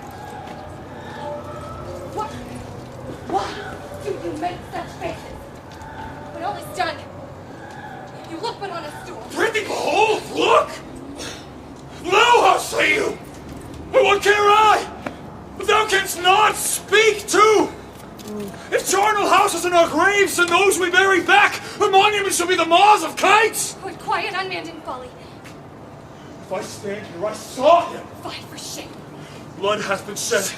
Now ere in the olden time, a human statue purged the gentle wheel. And since then, murders have been performed, too terrible for the ear. The time has been when the brains were out, the man would die, and there an end, but now they rise again. My worthy lord, your noble friends lack you. I do forget. Do not muse at me, my most worthy friends. I have strange infirmities, which is nothing to those that know me. Come, love and health to all. Sit down. Give me some wine. Fill full. I drink to the general joy of the whole table. To our dear friend Banquo, whom we miss. Would he were here. To all in him we thirst, and all to all.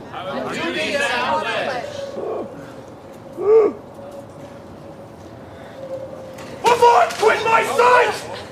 Let the earth hide thee! Like bones, or marrowless, like blood, is cold!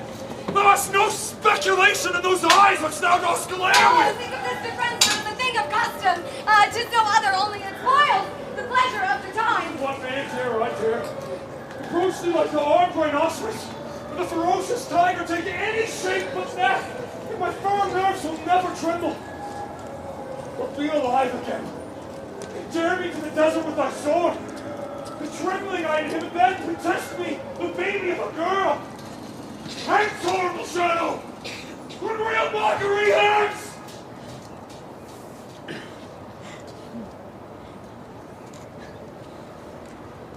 I'm a man again. Pray you, sit still! You have displaced the mirth. Broken good meeting with most admired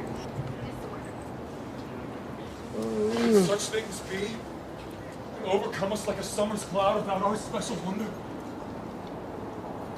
You make me strange, even to the disposition that I know when I think not you can behold such sights. Keep the natural ruby of your cheeks. Mine is blanched with fear. What sights, my lord? Wait, at once. Questions enrage him. He grows worse and worse. Good night to all. Stand not on the order of going, but go at once.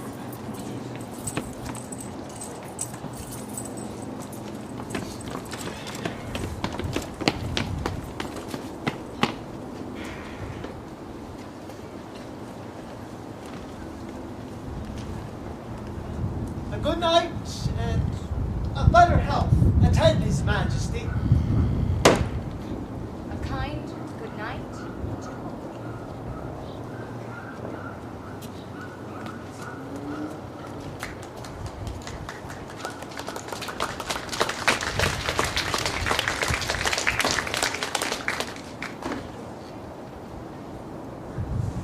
Will have blood, they say.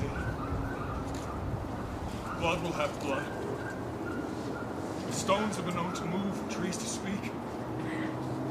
Otters and understood relations have, by maggot pies and chuffs and rooks, brought forth the secret strand of blood. What is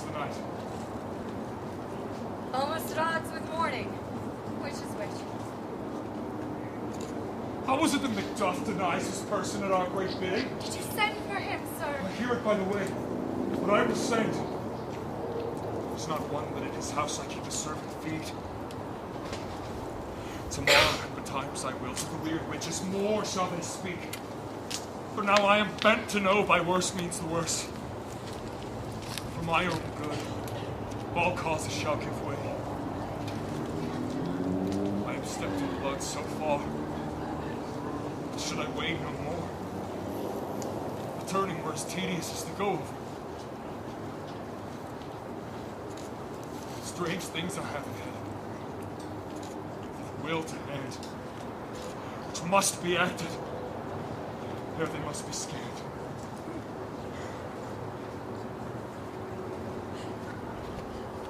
You lack the season of all nature's sleep. My strange and self-abuse is the initiate fear that wants hard use. We are but young and timid.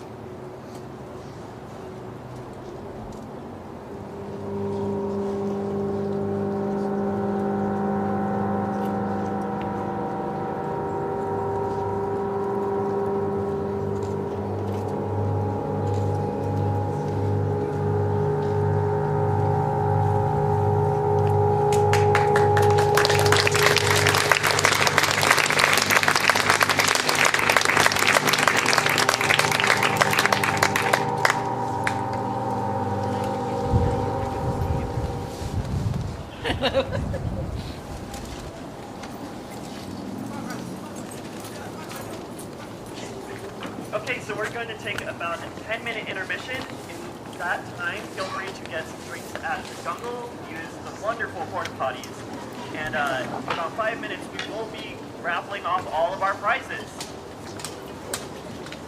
Raffle tickets. So we have about 3-4 minutes before we're going to do the drawing. 3 for $5. Hey, Jerry. See your hand up. Hey, Jerry. We've got great prizes tonight. Hey, Jerry. Tickets to see Wizard of Oz. Tickets for... Oh my gosh. Please do not.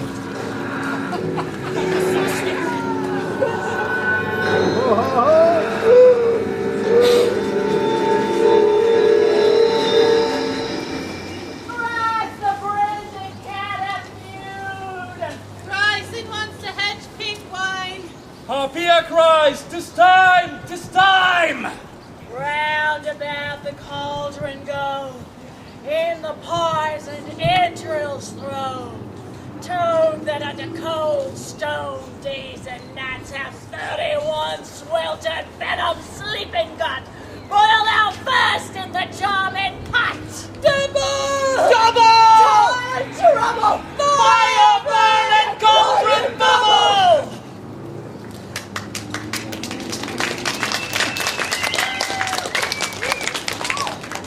Let's have a penny snake in the cauldron, boil and bake. For a charm of powerful trouble, like a hellbroth, boil and bubble. Double! Double! Boil and trouble! Fire burn and cauldron bubble! Cool it with baboon's blood, then the charm is firm and good. The pricking of my thumbs. Something wicked this way comes. Open locks. Whoever knocks! How now, you secret black and midnight hags? What is it you do? A demon and a name. I conjure you, by that which you profess, however you come to know it, answer me. Answer me to what I ask. Speak, man. We'll answer. Say if thou hadst rather hear it from our mouths or from our masters. Call him. Call him, let me see him. Pour in Sal's blood that hath eaten her 9 pharaohs. Grease that sweating from the murderer's gibbet throw into the flame.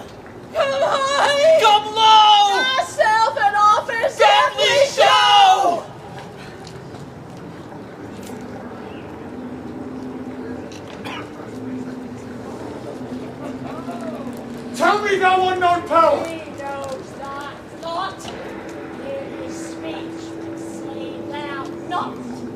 Maxbeth, Maxbeth.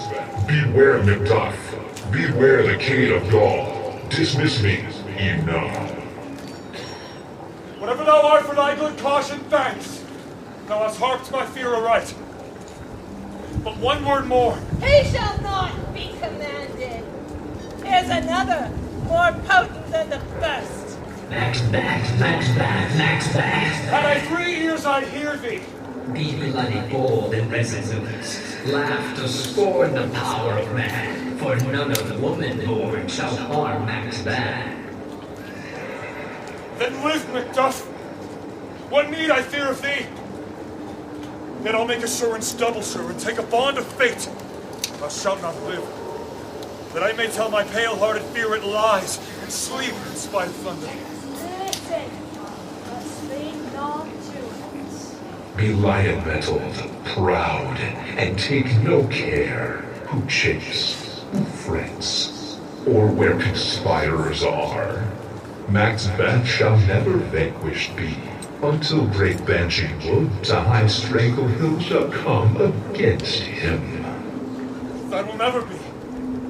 Who can impress the forest? Bid the tree and fix its earthbound root.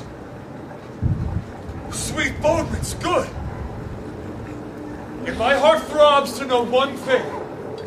Tell me if your art can tell me so much. Shall Banquo's issue ever reign in this kingdom? Seek to know no more! I will be satisfied. Deny me this, and an eternal curse fall upon you! Let me know! What is this noise? Show his eyes! And grieve his heart! Come like shadows! So depart! That's more like the spirit of Banquo. Now! My crown to sear mine eyeballs! My hair! My gold-bound brow is like the first! And the third is like the former! Filthy hags, why do you show me this? What will the line stretch out to the crack of doom? The horrible sight! And now I see 'tis true! For the blood-boltered Banquo smiles upon me, and points at them for his! What, is this so? Aye, sir. All this is so. For why stands Maxbeth thus amazingly? Come, witches, cheer we up his sprites, and show the best of our delight! Double, double, toil and trouble! Fire burn and cauldron and bubble! Where are they? Gone! I let this pernicious hour stand, I accurse it in the calendar! Saw you the weird witches? No, my lord. Came they not by you? No, indeed, my lord. Infected be the air whereon they ride, and damn all those that trust them! Methought I heard the galloping of a horse. Who was it came by? 'Tis 2 or 3, my lord, that give you word. Macduff was fled to Petra. Fled to Petra? Aye, my good lord. Time now anticipates my dread exploits. The castle of Macduff I will surprise. Seize upon Gaul. Give to the edge of the sword his wife, his babe, and all those unfortunate souls who crossed him in his line. No boasting like a fool. This deed I'll do before this purpose cool.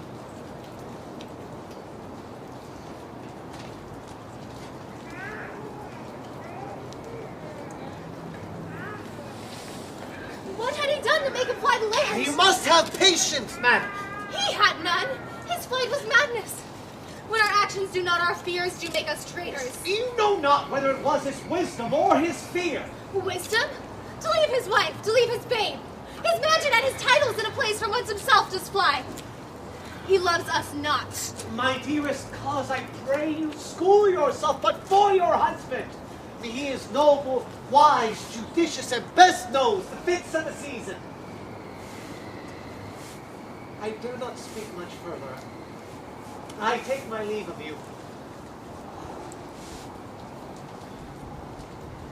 my pretty cousin. Blessing upon you. Fathered he is, and yet he is fatherless.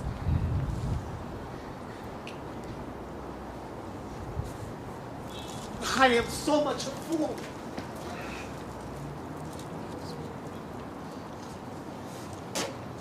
Should I stay longer, it would be my disgrace and your discomfort. I take my leave at once.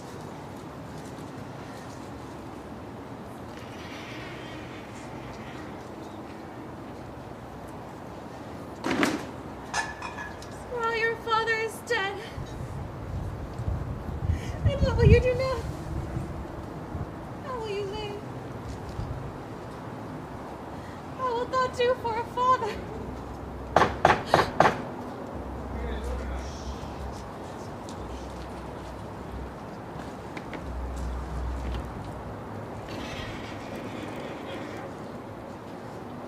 Bless you, fair dame. I am not to you known, though in your state of honor I am perfect. I doubt some danger does approach you nearly. If you will take a homely woman's advice.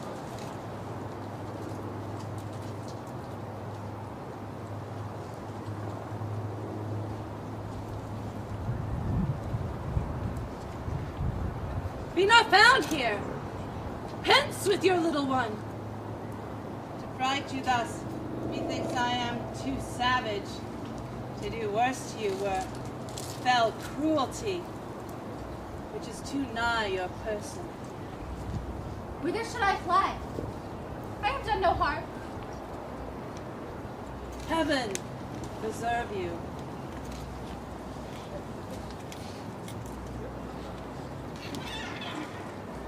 I remember now. In this earthly world where no harm is awfully laudable. To do good sometime accounted fell cruelty. Why then, alas, do I put up that womanly defense to say I have done no harm? Oh, shit.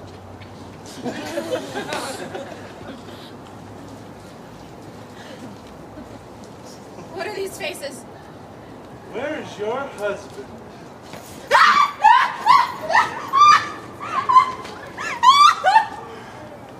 I hope in no place so unsanctified, where such as thou mayest find him. Oh, he's a traitor!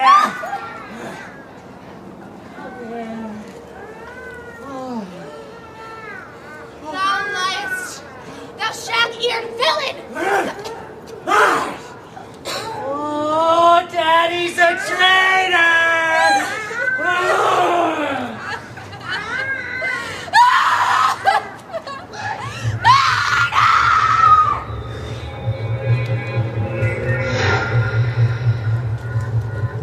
What I believe I'll wear, but no believe in what I can redress as I shall find the time to friend I will.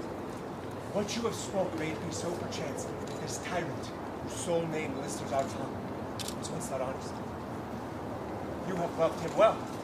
He hath not touched you yet.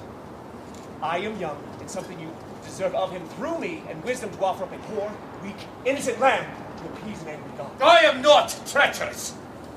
I have lost all my hopes. Chance even there where I did have my doubts. Why in your rawness left you wife and child, those strong knots of love without leave? I pray, don't take my jealousies for your dishonors, but mine own safety. You may be right and just whenever I shall. Plead, plead, poor country, great tyranny, keep thou thy basture for goodness, dare not check thee. Wear thou thy wrongs, thy title is a beard. Very well, Lord. I think our country sinks beneath the yoke. It weeps, it bleeds, and each new day a gash is added to her wounds. I think withal there would be hands uplifted to my right, and here, from gracious patron, have I offer of goodly thousands.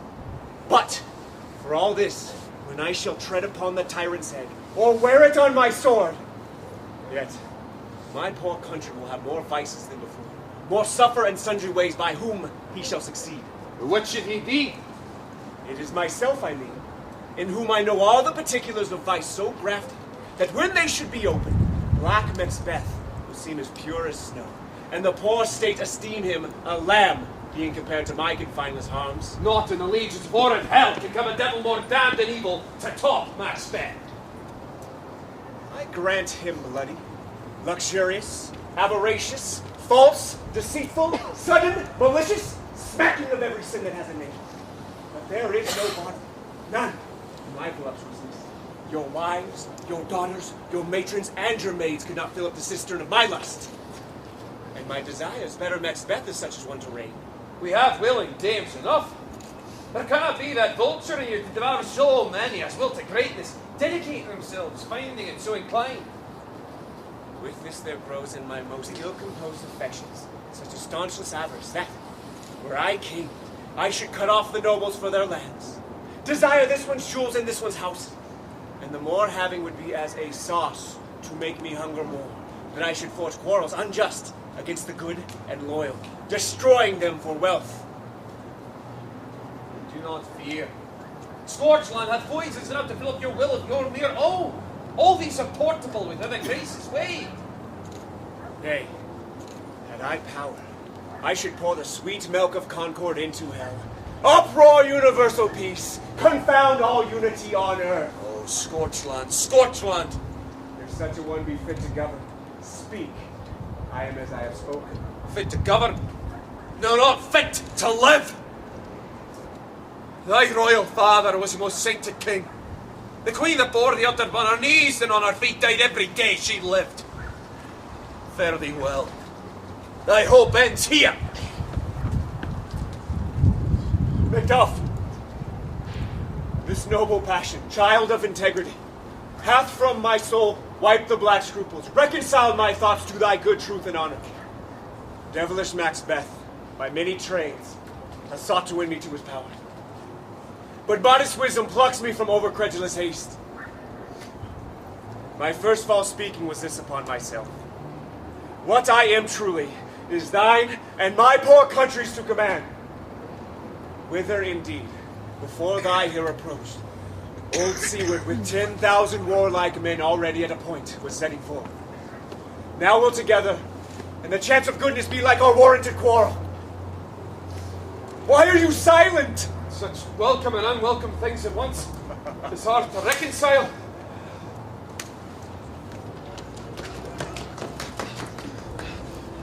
My countryman, yet I know him not. My ever gentle cousin, welcome hither.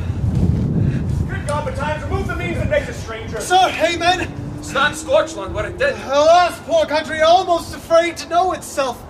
What's the newest grief? That of an hour's age doth hiss the speaker. Each minute teems a new one. How does my wife? Why, well. My child? Well, too. The tyrant has not battered at their peace. No, they were well at peace when I did leave them. How goes? Oh, would I could answer. I have words that would be howled out in the desert air where hearing should not latch them. What concern are they? The general cause is it some fee grief due to some single breast? No, mine that's honest, but in it shares some woe, though the main part pertains to you alone. If it be mine, keep it not from me quickly. Let me have it. Let not your ears despise my tongue forever, which shall possess them with the heaviest sound that ever yet they heard. I guess that.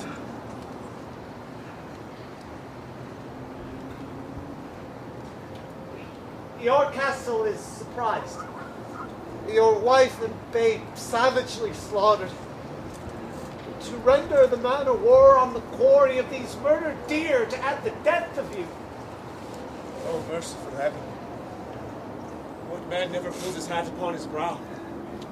Give sorrow words. Grief that does not speak whispers to the o'erfraught heart and bids it break. My wife killed too. Wife, child, servants, all that could be found. But my child's killed too. I have said. Be comforted. Let us make medicines of our great revenge to cure this deadly grief. He has no children. All my pretty ones. Well, kind, all at one fell swoop! Dispute it like a man! I shall do so! But I must also feel it as a man. I cannot but remember such things that were most precious to me. Simple Macduff, they're all struck down for thee, not that I am, not for their own demerits, but for mine. They'll slaughter on their souls. Rest them now. Be this the whetstone of your sword. Convert grief into anger. Blunt not the heart. Enrage it. Oh, I could play the woman with mine eyes, and braggart with my tongue. But gentle habits cut short all intermission. Bring thou this fiend of Scotsland and myself, whether my sword's like set him. And if he escape, heaven forgive him too.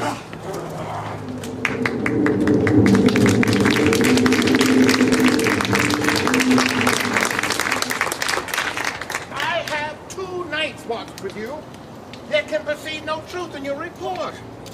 When was it she last walked? Since His Majesty went into the field, I have seen her rise from her bed, throw her nightgown upon her, unlock her closet, take forth paper, fold it, write upon it, read it, afterwards seal it, and again return to bed. Yet all this while in a most fast sleep. A great perturbation of nature. To receive at once the benefit of sleep and do the effects of watching. In this slumbering agitation, besides her walking and other actual performances, what at any time have you heard her say? That, sir, which I will not report after her. Well, you may to me, and 'tis most meet, you should. Neither to you nor anyone, having no witness to confirm my speech. Lo, you, here she comes. This is her very guise, and upon my life fast asleep. Observe her, stand close. How came she by that light? We've stood by her. She has laid by her continually. It's her command. You see, her eyes are open. Aye, but their scents are shut.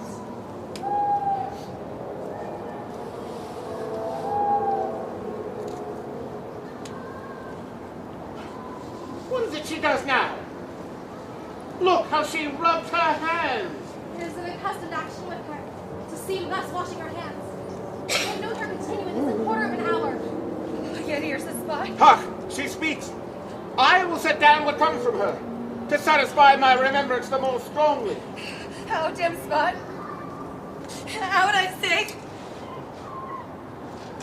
1, 2. Why then 'tis time to do it. Hell is murky. Fie, my lord, fie! What a soldier and a feared? What need we fear? Who knows it? When no one can call our power to account. Yet who would have thought the old man to have had so much blood in him? Oh, do you mark that? The king of Gaul had a wife. Where is she now? Oh! Oh, these hands dare be clean! No more of that. No more of that. You mar all with your starting! Go to. You have known when you should not. She has spoke when she should not. I'm sure of that. Heaven knows what she has known. Here's the smell of blood still. All the perfumes in the world will not sweeten these little hands. Oh, what a sigh is there! The heart is sorely charged. I would not have such a heart in my bosom for the dignity of the whole body. Well. Pray God it be, sir. This disease is beyond my practice. I have known those who have walked in their sleep, who have died hoverly in their beds.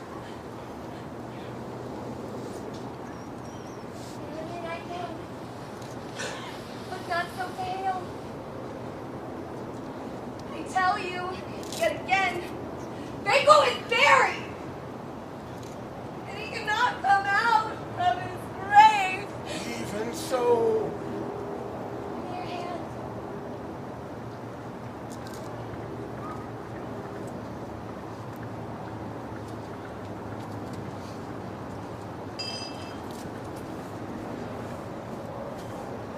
What's done cannot be undone. Foul whisperings are abroad. Unnatural deeds do breed unnatural troubles. The infected minds to their deaf pillows will discharge their secrets, more need she than the mind and the physician. God forgive us all. Look after her. Remove from her the means of all annoyance and still keep eyes upon her. So, good night. Mine, she has mated and amazed my sight. I think, but dare not speak. Good night, good doctor.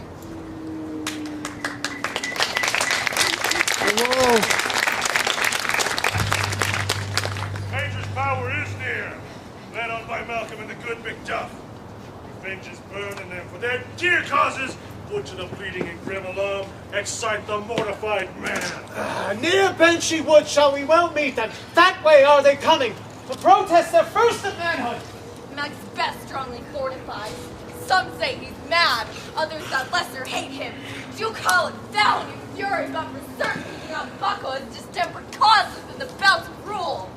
Does he feel his secret murder sticking to his hands? Now minutely revolts upbraid his faith breach. Those he commands move only in command, nothing in love. Now does he feel his titles hang loose about him like a giant's robe upon a dwarfish thief? Well, march we on to give obedience where 'tis truly owed. Make we our march toward Banshee!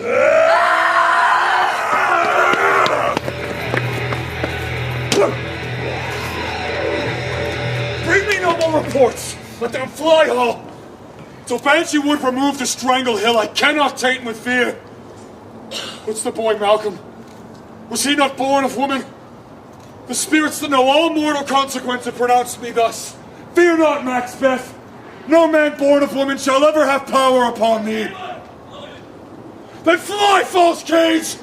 The mind I sway by and the heart I bear shall never sag with doubt nor shake with fear. The devil damn thee black, thou cream-faced loon. Where gotst thou that goose look? There is 10,000 Geese villain? soldiers. What soldiers? Wayface! Malcolm's force. So please you. Take thy face hence! Satan! I'm sick at heart when I behold. Satan, I say! This bush will cheer me ever or deceit me now. I have lived long enough. My way of life has fallen into the seer. The yellow leaf and that which should accompany old age, such as honor, love, obedience, troops of friends I must not look to have. But in their stead, curses, not loud but deep, mouth honor. Breath which the faint heart would then deny and dare not. Satan, I say! What's your gracious pleasure? What news more? All is confirmed, my lord. Which was reported. I'll fight till from my bones my flesh be hacked! Give me my armor! 'Tis not needed yet. I'll put it on! Hang those that talk of fear! Give me my armor! How goes your patient, doctor? Not so sick, my lord, as she is, troubled with thick coming fancies that keep her from her rest. Cure her of that. Couldst thou not minister to a mind diseased? Pluck from the memory a rooted sorrow. Raise out the written troubles of the brain with some sweet, oblivious antidote. Cleanse the stuffed bosom of that perilous stuff which weighs upon the heart. Therein must the patient minister to himself. Throw physic to the dogs, I'll none of it. Come, sir. Give me my weapons, put on mine armor. Seaton, send out. Doctor, the cades fly from me. Come, sir, dispatch. If thou couldst, doctor, cast the water of my land, find her disease, and purge it to a sound and pristine health. I would applaud thee to the very echo that would applaud again. Pull it off, I say. What rhubarb, senna, or other purgative drug will scour these patron's heads? Hearest thou of them? Aye, my good lord. Your royal preparation makes us hear something. I will not be afraid of death and bane till Banshee Forest come to Strangle Hill.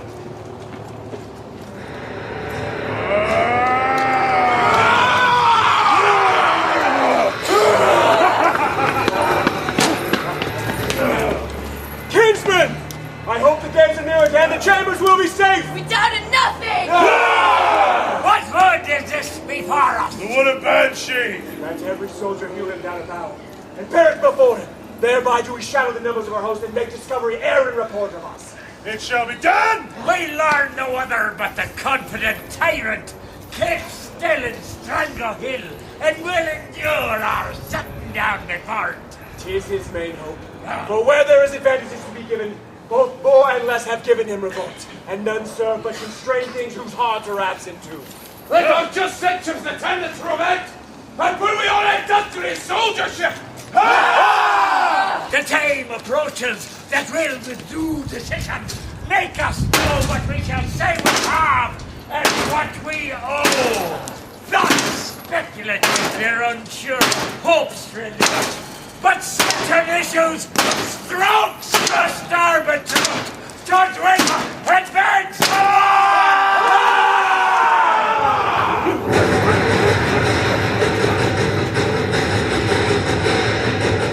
Hang the banner on the outward wall! The cry is still they come! Our castle's strength will laugh a siege to scorn! Here let them lie till famine in the yard eat them up! Were we not forced with those which should be ours, we might have met them careful, beard to beard, and beat them backwards home!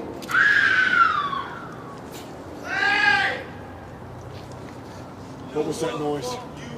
It is the cry of women, my good lord.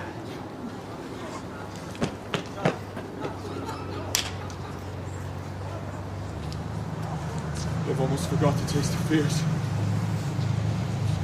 The time has been, my senses would have cooled to hear a night shriek. My fell of hair. Would a dismal treaties rouse and stir as life were in it. I have supped full with horrors. Direness familiar to my slaughterous thoughts cannot once start me.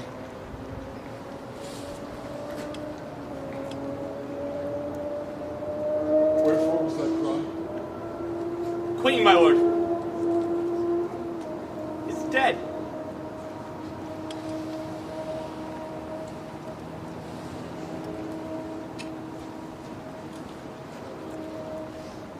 She should have died hereafter. There would have been time for such a word. Tomorrow, and tomorrow, and tomorrow creeps in this petty pace from day to day, to the last syllable of recorded time. And all our yesterdays have lighted fools the way to dusty death.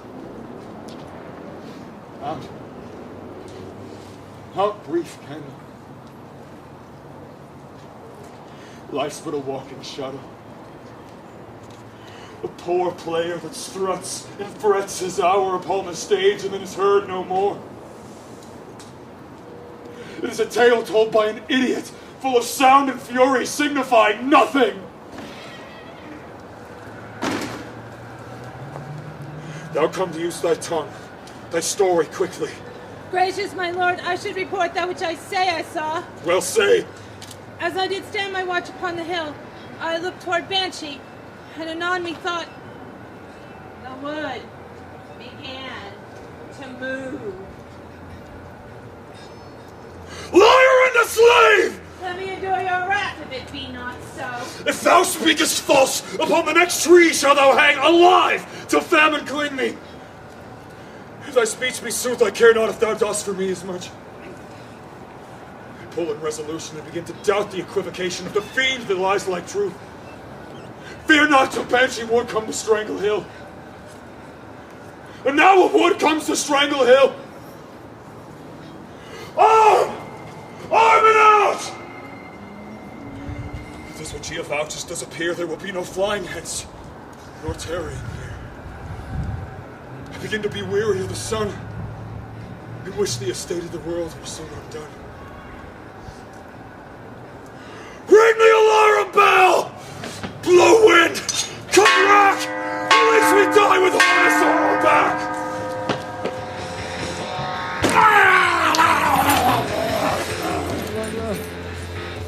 You, worthy uncle, shall with my cousin, your right noble son, lead our first battle.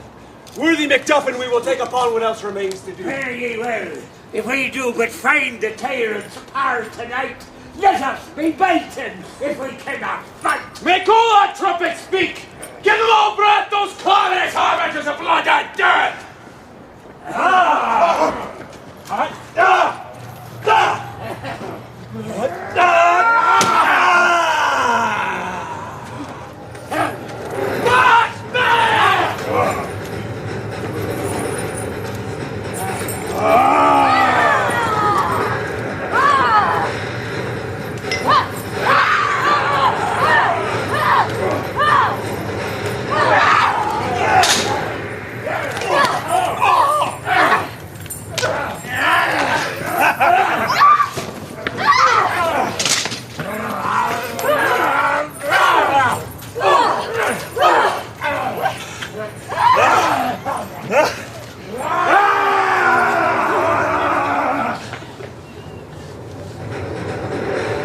Tiny mistake.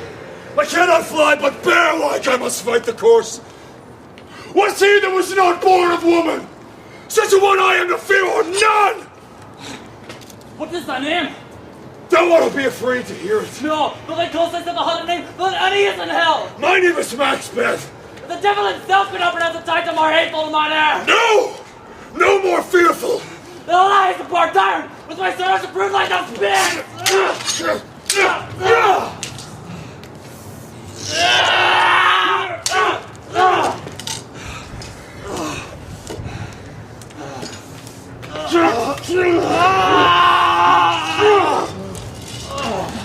Thou wast born of woman. The swords I smile at, weapons laugh to scorn, brandished by that of woman born.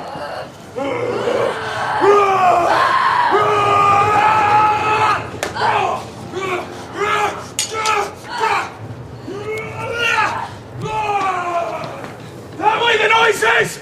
Tyrant, show thy face! And thou me a slave who struck on my wife and child's ghost will on me still! Let me fight the butcher and more I beg not! We have met with foes that strike beside us!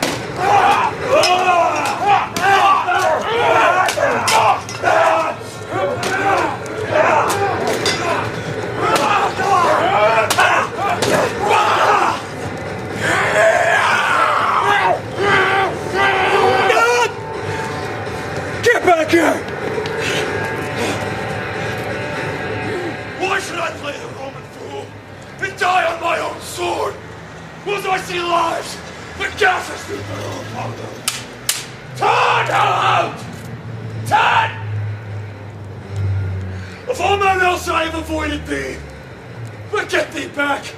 My soul is too much charged with blood of thine already. I have no words! My voice is in my sword, thou blood your villain that turns king of the earth!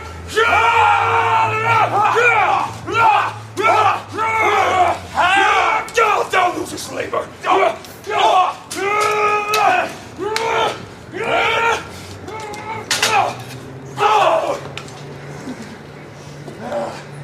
As easy mayest thou the entrenching air with thy king's sword, presses make me bleed. I bear a charmed life, which must not yield to one of woman born. Despair thy charm, until the angel that thou hast served, that doffest from his mother's womb untimely ripped. Cursed be the tongue that tells me that! For it hath cowed my better part of man. I will not fight thee! Then yield thee, coward!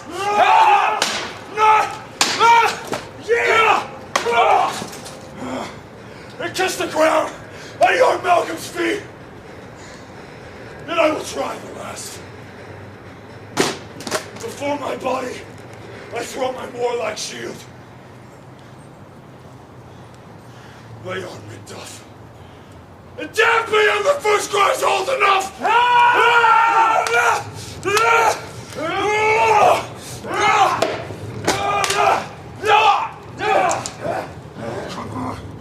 Come on!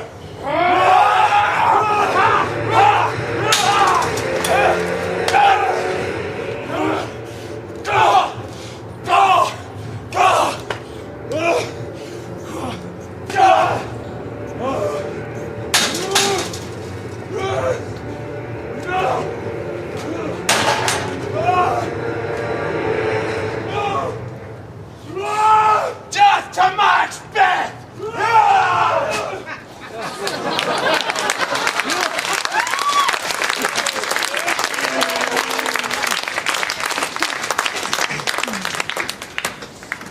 Your son, my lord, has paid a soldier's debt. He only lived but till he was a man, the which no sooner had his prowess confirmed in the unshrinking station where he fought, but, like a man, he died.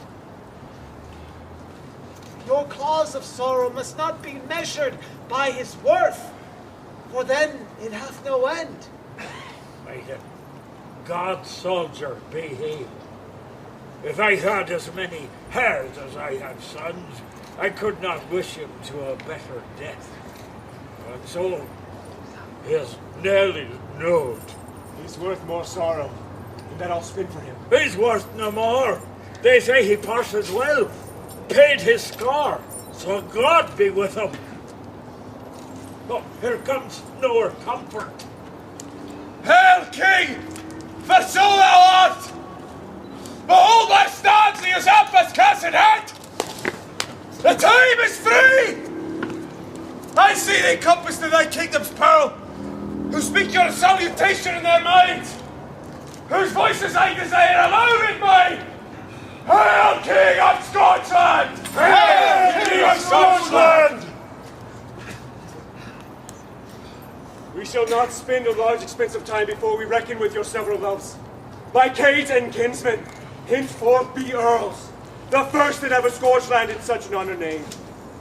What's more to do, which would be planted newly with the time, is calling home our exiled friends abroad who fled the snares of watchful tyranny, producing forth these cruel ministers of this dead butcher and his fiend-like queen, who, as 'tis thought, by self and violent hand took off her life. This, and what needful else that calls upon us, by the grace of grace, we will perform in measure, time, and place. So thanks to all at once, and to each one, whom we invite to see me crowned at Thor!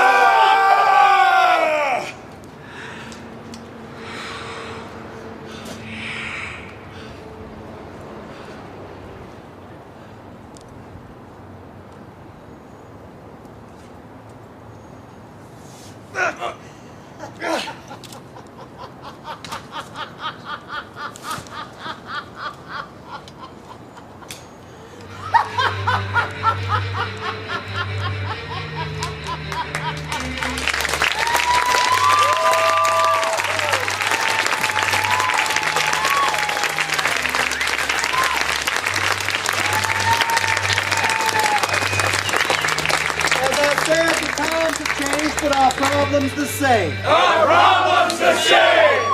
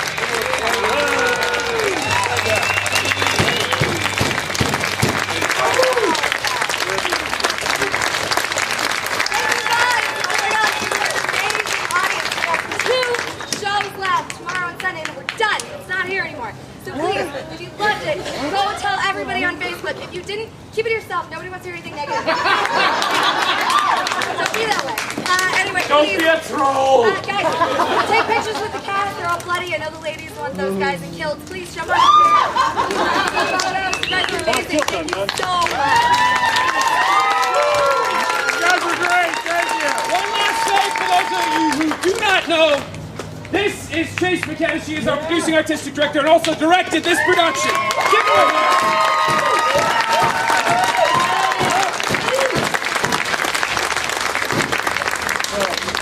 Thank you for coming.